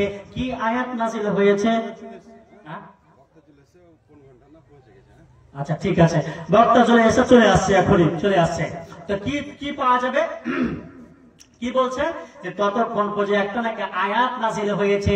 কি আয়াতটা? নাতে আয়াতটা হচ্ছে কি, ততক্ষণ পর্যন্ত আপনি পূর্ণ নেকি পাবেন না যতক্ষণ পর্যন্ত আপনার পছন্দের মাল আপনি খরচ না করবেন। বিশ্বনবী বলছেন, হ্যাঁ অবশ্যই তুমি ঠিকই শুনেছো। যেমনই এই কথাটা বলা, হযরতে তালহা রাদিয়াল্লাহু তাআলা তিনি বলছেন, কি বলছেন? হযরতে তালহা বলছেন, বিশ্বনবী গো, প্রতিদিন সকালে কিংবা মাঝে মাঝে আপনি মসজিদে নববীর সামনে যে বাগানটা যান, যে খেজুরের বাগানটাতে যান, যে খেজুরের বাগানটাতে একটা কুয়া আছে, একটা কুয়া আছে যেখান দিয়ে পানি ওঠে, ওই পানিটা খুব স্বাদের পানি, ওই পানিটা আপনি পান করেন। ওতে বিশ্বনবী গো, ওই বাগানটাকে আমি আপনার জন্য, আল্লাহর জন্য দান করে দিলাম, আর এর বিনিময় আমি আল্লাহর কাছে নিব। আমি তোমার সঙ্গী হতে চাই গো দয়ার নবী, আমি তোমার সঙ্গী হতে চাই, আমি তোমার সঙ্গী হতে চাই গো দয়ার নবী, আমি তোমার সঙ্গী হতে চাই। সঙ্গী হতে পারব কিনা দূর দূর কাঁপে অন্তরেতে, সঙ্গী হতে পারব কিনা দূর দূর কাঁপে অন্তরেতে। তাই দয়াল মাওলা দয়া যদি হয় গো দয়ার নবী, আমি তোমার সঙ্গী হতে চাই, আমি তোমার সঙ্গী হতে চাই গো দয়ার নবী, আমি তোমার সঙ্গী হতে চাই। আসেন চটচট করে আসেন, যা আছে আপনার কাছে 50, 100, 200 যা পাবেন, এই টাকাটাই আপনার জমা থাকবে। রব্বুল আলামিন বলছেন, বান্দারে আমি তোমাদেরকে যে টাকা পয়সাগুলো দিয়েছি, ওই টাকা পয়সাগুলোর মধ্য থেকে তোমার সাধ্য অনুযায়ী যেটা তুমি পারবে, তুমি 5 টাকা পারলে 5 টাকা দিবে, তুমি 10 টাকা পারলে 10 টাকা দিবে। দোকানের কালেকশন 3750। রব্বুল আলামিন গো, একজন বাবি আমার 100 টাকা দান করেছে, রব্বুল আলামিন গো যে উদ্দেশ্যে দান করেছে তার দানকে তুমি সাদরে গ্রহণ করে নাও। রব্বুল আলামিন গো, আমার বাপজিকে তুমি পাক্কা শাকরা নামাজি বানিয়ে দিও। রব্বুল আলামিন গো, পৃথিবীর বুকে যতদিন পর্যন্ত বেঁচে থাকবে ঈমানি হালাতে বাঁচিয়ে রাখিও। আল্লাহুম্মা সাল্লি আলাইহি, আল্লাহুম্মা বারিক আলাইহি। আর রব্বুল আলামিন গো, দোকান থেকে 3750 টাকা দান উঠেছে, রব্বুল আলামিন গো যে যে উদ্দেশ্যে দিয়েছে, যে যাই টাকা দিয়েছে, যে উদ্দেশ্যে দিয়েছে তাদেরকে তুমি সাদরে গ্রহণ করে নাও। রব্বুল আলামিন গো তাদেরকে তুমি অসুখ বিসুখ থেকে তুমি বাঁচিয়ে রাখিও। রব্বুল আলামিন গো তাকে বালা মুসিবত থেকে বাঁচিয়ে রাখিও। আল্লাহুম্মা সাল্লি আলাইহি, আল্লাহুম্মা বারিক আলাইহি। আপনি যদি এই মসজিদ মাদ্রাসাতে কিংবা ফকির মিসকিনকে কাউকে যদি আপনি একটা টাকা দিয়ে যান, এই টাকাটাই আপনার ধরা থাকবে, এই টাকাটাই ধরা থাকবে। আপনি মরার পরে আপনার ছেলে আপনার নামে 10 টাকা দান করবে, এটা আপনি ভুল ধারণা যদি ভেবে থাকেন। আপনি যদি আপনার মরার পরে আপনার ছেলেরা 10টা টাকা দান করবে, এটা আপনার ভুল ধারণা। আপনার প্যাকেটে যদি 2টা টাকা থাকে, আপনি 2টা টাকাই আপনি দিয়ে যান। কেন?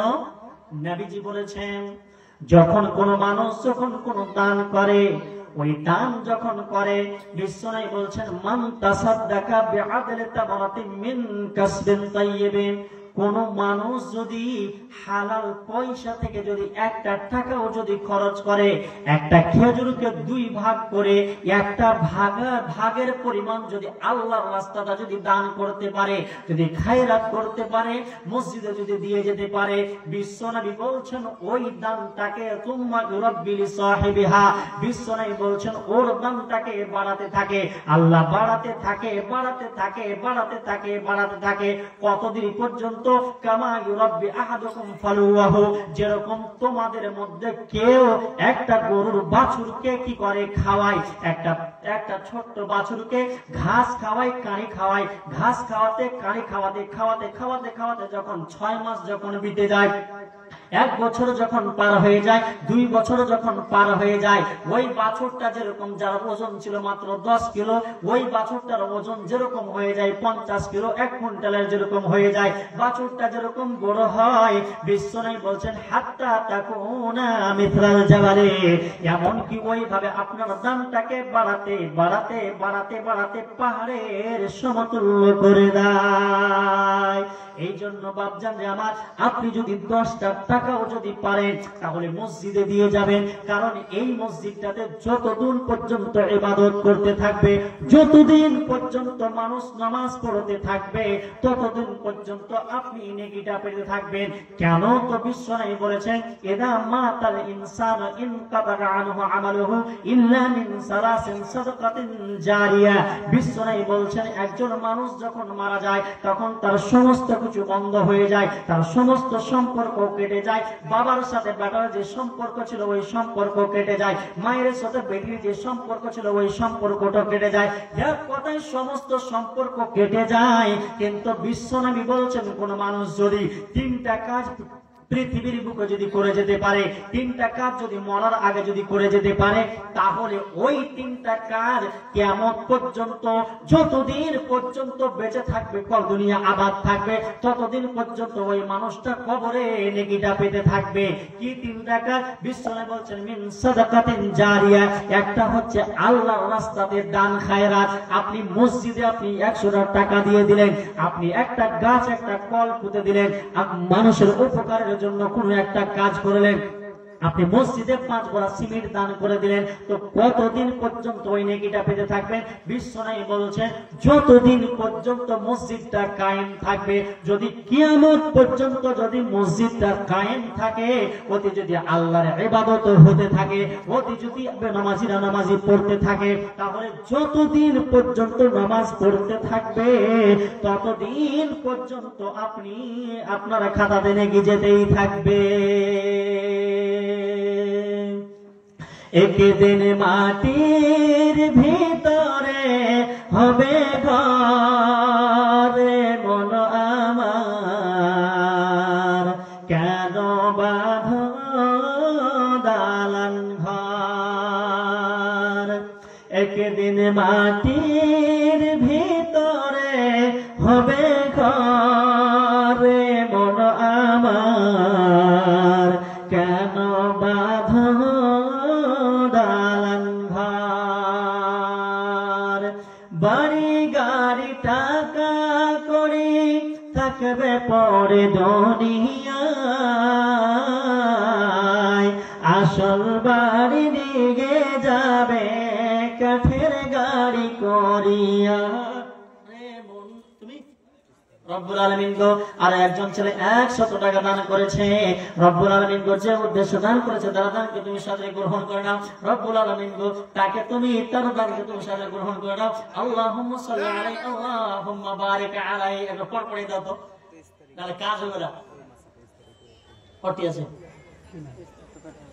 আচ্ছা এটা পড়ি দিতে কম দিলা কি আছে 5000 টাকা, দেখি এটাই বড় বড় করছে নারে তাকবীর। রব্বুল আলামিন গো হাজীপুরের মাসুদ ডাক্তার 3000 টাকা নগদ আর 2000 টাকা বাকি, রব্বুল আলামিন গো তার কাছে আমি 5000 টাকা চেয়েছিলাম, রব্বুল আলামিন গো 5000 টাকা দান করেছে। রব্বুল আলামিন গো তার ডাক্তারে তুমি বরকত দান করিও, তার শরীরে তুমি সুস্থতা দান করিও, তার শরীরে তুমি সুস্থতা দান করিও রব্বুল আলামিন গো। পৃথিবীর বুকে যতদিন বেঁচে থাকবে ততদিন পর্যন্ত ঈমানি হালাতে বাঁচিয়ে রাখিও রব্বুল আলামিন গো। যতদিন পর্যন্ত পৃথিবীতে বেঁচে থাকবে তাকে ঈমানি হালাতে বাঁচিয়ে রাখিও, পাক্কা সাকা নামাজি বানিয়ে দিও। আল্লাহুম্মা সাল্লি আলাইহি আল্লাহুম্মা বারিক আলাইহি। আজি ভাই আপনাকে অন্তর কত শক্ত, আপনারা 50টা টাকা দিতে পারবেন না যে ভাই, 50টা টাকা দিতে পারবেন না। নবীর যুগে একজন সাহাবী যুদ্ধতে গেছে, তার মা মারা গেছে। কতগুলো এখানে মানুষ আছেন যাদের মা মারা গেছে, হয়তো বাবা মারা গেছে, অনেক কিছু মারা গেছে। একজন সাহাবী যুদ্ধতে গেছে, আর যুদ্ধতে যাওয়া কালীন তার মা মারা গেছে। বাড়িতে যদি আসছে দেখছে মা দুনিয়াতে আর নাই, তখন নবীজির কাছে চট করে দৌড়িয়ে গেছে, রব্বুল আলামিন গো এই দাদা আমার বাবার জন্য 100 টাকা দান করেছে, রব্বুল আলামিন গো এই 100 টাকাকে তুমি 1000 করে গ্রহণ করে নাও। রব্বুল আলামিন গো তার বাবার যদি কবরে কোন রকমের আযাব হয়, রব্বুল আলামিন গো কবরের আযাবকে তুমি maaf করে দিও। রব্বুল আলামিন গো তার কবরকে তুমি জান্নাতের বাগান বানিয়ে দিও। রব্বুল আলামিন গো তার কবরকে তুমি জান্নাতের বাগান বানিয়ে দিও। আল্লাহুম্মা সাল্লি আলাইহি আল্লাহুম্মা বারিক আলাইহি। তো সাহাবীটি চট করে দৌড়িয়ে রাসূলুল্লাহর কাছে চলে গেছেন, আর যাওয়ার পরে বুঝতে পারছেন হ্যাঁ মাসুদ একটু 2000 টাকা বাকি, তো বলছে চট করে দৌড়িয়ে চলে গেছে। আর দৌড়িয়ে যে পৌঁছে বিশ্বনবীকে যে বলছে ইয়া রাসূলুল্লাহ ডেলিগেট 100 টাকা করা হয়েছে, যারা খেতে ইচ্ছুক আপনারা যাই খেয়ে নেন। ডেলিগেট দাম কমে 100 টাকা করা গেছে, যারা খেতে ইচ্ছুক যে আপনারা চট করে খেয়ে নেন। তো বলছিলাম কি সাহাবীটি চট করে যে বিশ্বনবীকে বলছেন ইয়া রাসূলুল্লাহ, বিশ্বনবী গো যখন আমি যুদ্ধের ময়দানে যখন চলে গেছিলাম, ওই যুদ্ধের ময়দানে থাকা অবস্থায় দুনিয়া ছেড়ে আমার মা চলে গেছে। রব্বুল আলামিন গো আর একজন ছেলে 100 টাকা দান করেছে, রব্বুল আলামিন গো যে উদ্দেশ্যে দান করেছে তার দানকে তুমি সাদরে গ্রহণ করে নাও। রব্বুল আলামিন গো যেই দানটা করেছে তাকে 100 টাকাকে 1000 করে গ্রহণ করে নাও। আল্লাহুম্মা সাল্লি আলাইহি আল্লাহুম্মা বারিক আলাইহি। তো বিশ্বনবীকে বলছেন ইয়া রাসূলুল্লাহ ইয়া হাবিবাল্লাহ, বিশ্বনবী গো আমি যখন যুদ্ধের ময়দানে যখন আমি ছিলাম, আমি বাড়িতে ছিলাম না, তখন আমার মা মারা গেছে। আমার মা হয়তো কোনো নসিহত করতো। রব্বুল আলামিন গো আরো একজন দাদু আমার 100 টাকা দান করেছে, রব্বুল আলামিন গো যে উদ্দেশ্যে দান করেছে তার দানকে তুমি সাদরে গ্রহণ করে নাও। রব্বুল আলামিন গো তাকে এই টাকার বিনিময়ে তুমি পাক্কা সাকা নামাজি বানিয়ে দিও, তাকে ঈমানের হালাতে বাঁচিয়ে রাখিও। আল্লাহুম্মা সাল্লি আলাইহি আল্লাহুম্মা বারিক আলাইহি। তো শুনবেন তো বিশ্বনবী বলছেন রাসূল বিশ্বনবী গো আমি যখন যুদ্ধের ময়দানে যখন ছিলাম তখন আমার মা মারা গেছে। আমি জানি না আমার মা হয়তো কোনো ওসিয়ত করতো, হয়তো আমার মা আমাকে কোনো জিনিস হয়তো দান খায়রাত করতো, কিন্তু বিশ্বনবী গো 100 টাকা 500 টাকা পারবেন না। রব্বুল আলামিন গো দোহারা থেকে আরো একজন 100 টাকা দান করেছে, রব্বুল আলামিন গো যে উদ্দেশ্যে দান করেছে তার দানকে তুমি সাদরে গ্রহণ করে নাও। আল্লাহুম্মা সাল্লি আলাইহি আল্লাহুম্মা বারিক আলাইহি। বিশ্বনবী বলছেন বিশ্বনবী গো যখন যুদ্ধের ময়দানে ছিলাম তখন আমার মা মারা গেছে, হয়তো আমার মা কোনো ওসিয়ত করতো, সেই ওসিয়তটা করার সুযোগ কিন্তু আমার মা পায়নি। ওতে বিশ্বনবী গো একটা আপনার কাছে আমার প্রশ্ন, সেটা প্রশ্ন হলো কি ফাহাল ইয়ানফাউহা ইন তাসাদদাকতু আনহা। বিশ্বনবী গো আমার মরা মায়ে যে মাটা আমার কবরে চলে গেছে, ওই মায়ের জন্য যদি আমি কিছু দান করে যদি কিছু খায়রাত করি, আল্লাহর রাস্তাতে যদি টাকা পয়সা ব্যয় করি, বিশ্বনবী গো ওই টাকাটার বিনিময়ে কি আমার মা কবরে পাবে। যেমন এই কথাটা বলা বিশ্বনবী সঙ্গে সঙ্গে বললেন হ্যাঁ অবশ্যই, যদি মৃত্যু ব্যক্তির যে যদি দুইটা জিনিসে যদি কি করে লাভ করা যায়, তার উপকার করা যায়, ওর মধ্যে একটা হচ্ছে কি কেউ যদি কোনো মৃত্যু বাপের নামে মায়ের নামে নিজের শ্বশুর শাশুড়ির নামে কোনো ভাইয়ের নামে কোনো বোনের নামে কোনো দাদির নামে যদি দান করে, তাহলে ওই দানটার বিনিময় হয়তো আল্লাহ কবরের আযাবকে পর্যন্ত মাফ করে দিতে পারে। যেমন এই কথাটা শোনা, হ্যাঁ অবশ্যই তুমি যদি দান করো তোমার মা উপকৃত হবে। এমন সময় ওই সাহাবীটি বলছেন, বিশ্বনবী গো, ওই যে মিহরাব নগরে খেজুরের বাগানটা আপনি দেখছেন, যে খেজুরটাতে লক্ষ লক্ষ গাছ লাগা আছে, যে হাজার হাজার গাছ লাগা আছে, বিশ্বনবী গো, ওই মিহরাব নামের বাগানটা আমি আমার মায়ের জন্য দান করে দিলাম। লিল্লাহি তাকবীর। তো বাপ জানে আমার, একজন সাহাবী নিজের একটা বাগান পর্যন্ত মায়ের জন্য দান করে দিতে পেরেছে। আপনাদের মধ্যে একটা মানুষ নাই যে 1000 টাকা নিজের বাপের নামে বা মায়ের নামে দিবে, কেউ নাই গো। সুবহানাল্লাহ। আল্লাহ টাকা দিয়েছে কিন্তু মন দেয়নি, আল্লাহ টাকা দিয়েছে কিন্তু মন দেয়নি। গজওয়ায়ে তাবুকের যুদ্ধ একটা হয়েছিল কততে? 9 হিজরিতে হয়েছিল। একটু শুনেন, নবীজি রোমের বাদশার সাথে লড়াইটা হতো, ইসলাম এবং কুফফারের মধ্যে লড়াইটা হতো। নবীজির কাছে কিছু অসহায় যখন যুদ্ধের এলান হয়ে গেল, সাহাবীদেরকে যেতে হবে, অনেক দূর যেতে হবে, হেঁটে যাওয়া সম্ভব নাই। কিছু অসহায় মানুষ, গরিব মানুষ, যাদের কাছে সওয়ারি নেই, উট নেই, ঘোড়া নাই, নবীজিকে বলছেন কি, বিশ্বনবী গো, যদি আমাদের জন্য আপনি একটু ব্যবস্থা করে দিতেন, যদি একটা ঘোড়ার যদি আপনি ব্যবস্থা করে দিতেন, একটা যদি উটের ব্যবস্থা করে দিতেন, তাহলে আপনাদের সাথে যুদ্ধে যে অংশগ্রহণ করতাম। বিশ্বনবী উত্তরে বলছেন, লা আজিদু মা আহমিলুকুম আলাইহি তাওয়াল্লাউ ওয়া আ'ইনুহুম তাফিজু মিনাদ দামি হাসানান আল্লাহ ইয়াজিদু মা ইউনফিকুন। বিশ্বনবী উত্তরে বলছেন, ও আমার সাহাবীরা, তোমাদের জন্য তো আমি ঘোড়া পাই না, তোমাদের জন্য তো কোনো এমন কোন সওয়ারি পাই না, যানবাহন পাই না, যেটা তোমাদের হাতে আমি তুলে দেব আর ওইটাতে চড়ে তোমরা যুদ্ধ করতে যাবে।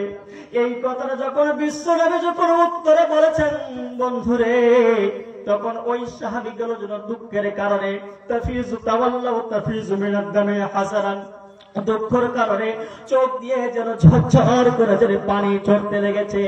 এটা কিসের জন্য ঝরছে?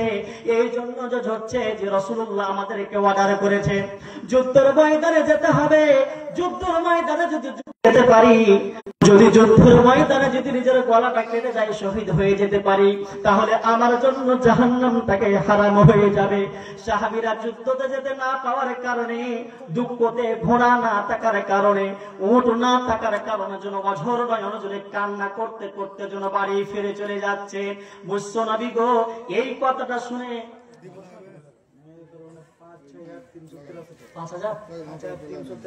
রব্বুল আলামিন, সুবহানাল্লাহ, আমার মায়েরা দান করছে, দেখেন কত, 5383 টাকা। দেখেন আরো একবার আগে এসছে, দান করেছে। রব্বুল আলামিন গো, আমার মায়ের জন্য আমি হাত তুলে দোয়া করছি। রব্বুল আলামিন গো, অন্তর খুলে দোয়া করেছি। রব্বুল আলামিন গো, কোন মা আমার 100 টাকা, তো কোন মা আমার 50 টাকা, কোন মা আমার 20 টাকা, এই করে করে 5380 টাকা দান পাঠিয়েছে। রব্বুল আলামিন গো, আমার মায়েরা যতদিন পর্যন্ত পৃথিবীতে বেঁচে থাকবে, তাদেরকে তুমি পাক্কা সাক্কা নামাজি বানিয়ে দিও। রব্বুল আলামিন গো, যতদিন পর্যন্ত পৃথিবীর বুকে বেঁচে থাকবে, যেন পর্দা শহীদ যেন বেঁচে থাকতে পারে। রব্বুল আলামিন গো, পৃথিবীর বুকে যতদিন বেঁচে থাকবে যেন ঈমানি হালাতে বেঁচে থাকতে পারে, এর তুমি তৌফিক দান করিও। আল্লাহুম্মা সাল্লি আলাইহি, আল্লাহুম্মা বারিক আলাইহি। তো বলছিলাম, ওরা দুঃখ মানে না থাকার কারণে পারলো না, তার জন্য কোন একটা মানুষ নেই। ওই জন্য বলে, একটা মানুষ কথা বলে যে দিল থাকা দরকার আছে, টাকা থাকলে হবে না, দিল যদি থাকে তাহলে দান করতে পারবে। ওই তাবুকের যুদ্ধের ঘটনা বলছি। বিশ্বনবী এলান করে দিলেন যে যেই সাহাবী যতটুকু পারবে তোমরা দান খায়রাত করো। এই কথাটা শুনে প্রত্যেকটা সাহাবী বাড়ি চলে যাচ্ছেন। হযরত ওমর ফারুক রাদিয়াল্লাহু তাআলা তিনি বলছেন, আবু বকরকে কোনদিন জিততে পারিনি, কিন্তু আজ আমি দানের ক্ষেত্রে যুদ্ধ এই করে বাড়িতে চলে গেছে। এরপরে হযরত ওমর ফারুক রাদিয়াল্লাহু তাআলা আনহু বাড়ির ভিতরে যায় নিজের মালটাকে দুই ভাগে বন্টন করেছে। ওমর বলছেন, বিশ্ব নবী গো, আমার বাড়িতে যতটা মাল ছিল, টাকা পয়সা আমার বাড়িতে ছিল, সবগুলোকে আমি দুইটা ভাগ করলাম। এইভাবে দুইটা ভাগ করলাম, অর্ধেকটা ভাগ আমার মায়ের জন্য, আমার স্ত্রীর জন্য, আমার ছেলের জন্য রেখে দিলাম, আর একটা ভাগ বিশ্ব নবী গো আপনার জন্য, আপনার রাস্তায় আমি দান করে দিলাম। এই কথা বলতে না বলতে এমন সময় হযরতে আবু বকর সিদ্দিক এই কথাটা যখন বলেছেন, আবু বকর বিশ্ব নবীকে বলছেন, ইয়া রাসূলুল্লাহ, ইয়া হাবিবাল্লাহ, বিশ্ব নবী গো, আমার বাড়িতে যতগুলো মাল ছিল, যতগুলো টাকা ছিল, ধন সম্পদ যা ছিল, সোনা চাঁদি যা ছিল, বিশ্ব নবী গো, আমার বাড়িতে যা কিছু ছিল সমস্ত কিছুকে আমি বস্তাতে ভরে আপনার কাছে আমি উপস্থিত নিয়ে চলে এসেছি, আপনার দরবারে আমি হাজির করে দিয়েছি, আল্লাহ রাস্তাতে আমি দান করে দিলাম। বিশ্ব নবী হযরত আবু বকরকে জিজ্ঞাসা করেছেন, ও আবু বকর, তাহলে তুমি তোমার ছেলের জন্য কি রেখে এসেছো? হযরত আবু বকর উত্তরে বলছেন, বিশ্ব নবী গো, আমার বাড়িতে আমার ছেলের জন্য, আমার মেয়ের জন্য আমি শুধুমাত্র আল্লাহ এবং তার রাসূলকে রেখে এসেছি। এই ছিল সাহাবী। শুধু তাই নয়, হযরতে উসমান রাদিয়াল্লাহু তাআলা আনহু বাড়ি গেছেন। যুদ্ধের জন্য ঘোড়ার দরকার আছে, যুদ্ধের জন্য উটের দরকার আছে। ওই উট 200 উট বিশ্ব নবীর দরবারের জন্য নিয়ে চলে আসলেন। 200 উট যেন দান করে দিলেন। বিশ্ব নবী 200 উট আপনার রাস্তায় দান করে দিলাম, যুদ্ধের জন্য দান করে দিলাম। আর 5 কিলো বিশ্ব নবীর কাছে যেন এইভাবে ঝরাতে শুরু করেছে, কোলে যেন ঢালতে লেগেছে। বিশ্ব নবীর কোলে যখন এইভাবে ঢাকতে লেগেছে, বিশ্ব নবী এলান করে দিলেন, ও ওসমান, আজকের পর থেকে তোমার মাধ্যমে যদি কোনো ভুল হয়ে যায়, যদি তোমার মাধ্যমে কোনো কিছু হয়ে যায়, কোনো ভুল ভ্রান্তি হয়ে যায়, আমি বিশ্ব নবী এলান করে দিলাম, তোমার বিন্দু পরিমাণে তোমার ক্ষতি হবে না। এই কথাটা শোনার পরেও উসমান আর থামলেন না।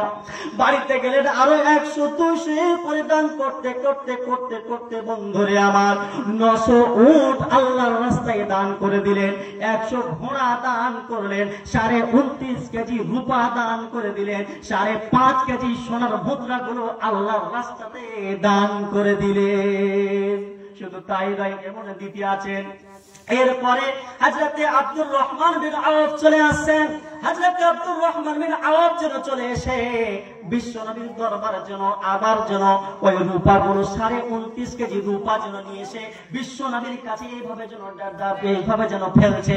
বিশ্ব নবী গো, এই থেকে যতগুলো লাগবে আপনি যুদ্ধের জন্য পরিস্থিতি নেন, যা কিনতে হবে আপনি কিনেন, আমরা আল্লাহর রাস্তাতে এইভাবে দান করে দিলাম। হাদিসের মধ্যে আসছে, হিস্টোরিতে আসছে, ওই দিন বিশ্ব নবীর এলান শোনানোর পরে যতগুলো মহিলা ছিল, মদিনার মাটিতে যতগুলো মহিলা ছিল, কেউ তো কানের দুলগুলো খুলে খুলে বিশ্ব নবীর কাছে পাঠিয়ে দিলেন, কেউ তো হাতের বালাগুলো খুলে খুলে যেন বিশ্ব নবীর কাছে পাঠিয়ে দিলেন, কেউ তো গলার হারগুলো খুলে খুলে বিশ্ব নবীর কাছে পাঠিয়ে দিলেন, কেউ তো যার কাছে তাবিজ, তার কাছে আপনার তোড়া ছিল, পায়ের তোড়াগুলো খুলে খুলে যেন পাঠিয়ে দিলেন।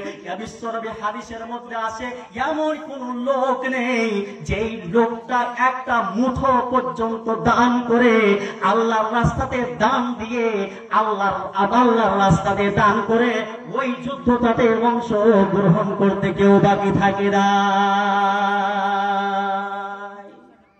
এই ছিল সাহাবী। ওদের কি এমনি জান্নাতে সার্টিফিকেট দিয়ে দেয়নি গো ভাই? বললাম আল্লাহ আরো বরকত দেবে, 500 টাকা দিতে দাও দাও দাও দাও। আরে লেখো না, লিখে দাও, লেখো না, তুমি নামটা কहो না কি? আমিন লেখে তো কहो আমিন। রব্বুল আলামিন গো, আমার একজন ভাই 500 টাকা লাগলো, আর 500 টাকা বাকি দান করেছে। রব্বুল আলামিন গো, যে উদ্দেশ্যে দান করেছে তার দান তুমি সদরে গ্রহণ করে দাও। রব্বুল আলামিন গো, আমার ভাইয়ের ব্যবসা বাণিজ্যে তুমি বরকত দান করিয়ে দাও। রব্বুল আলামিন গো, আমার ভাইকে তুমি সুস্থ রাখিও, দুনিয়ার আপদ বিপদ থেকে তুমি বাঁচিয়ে রাখিও। আল্লাহুম্মা সাল্লি আলাইহি, আল্লাহুম্মা বারিক আলাইহি।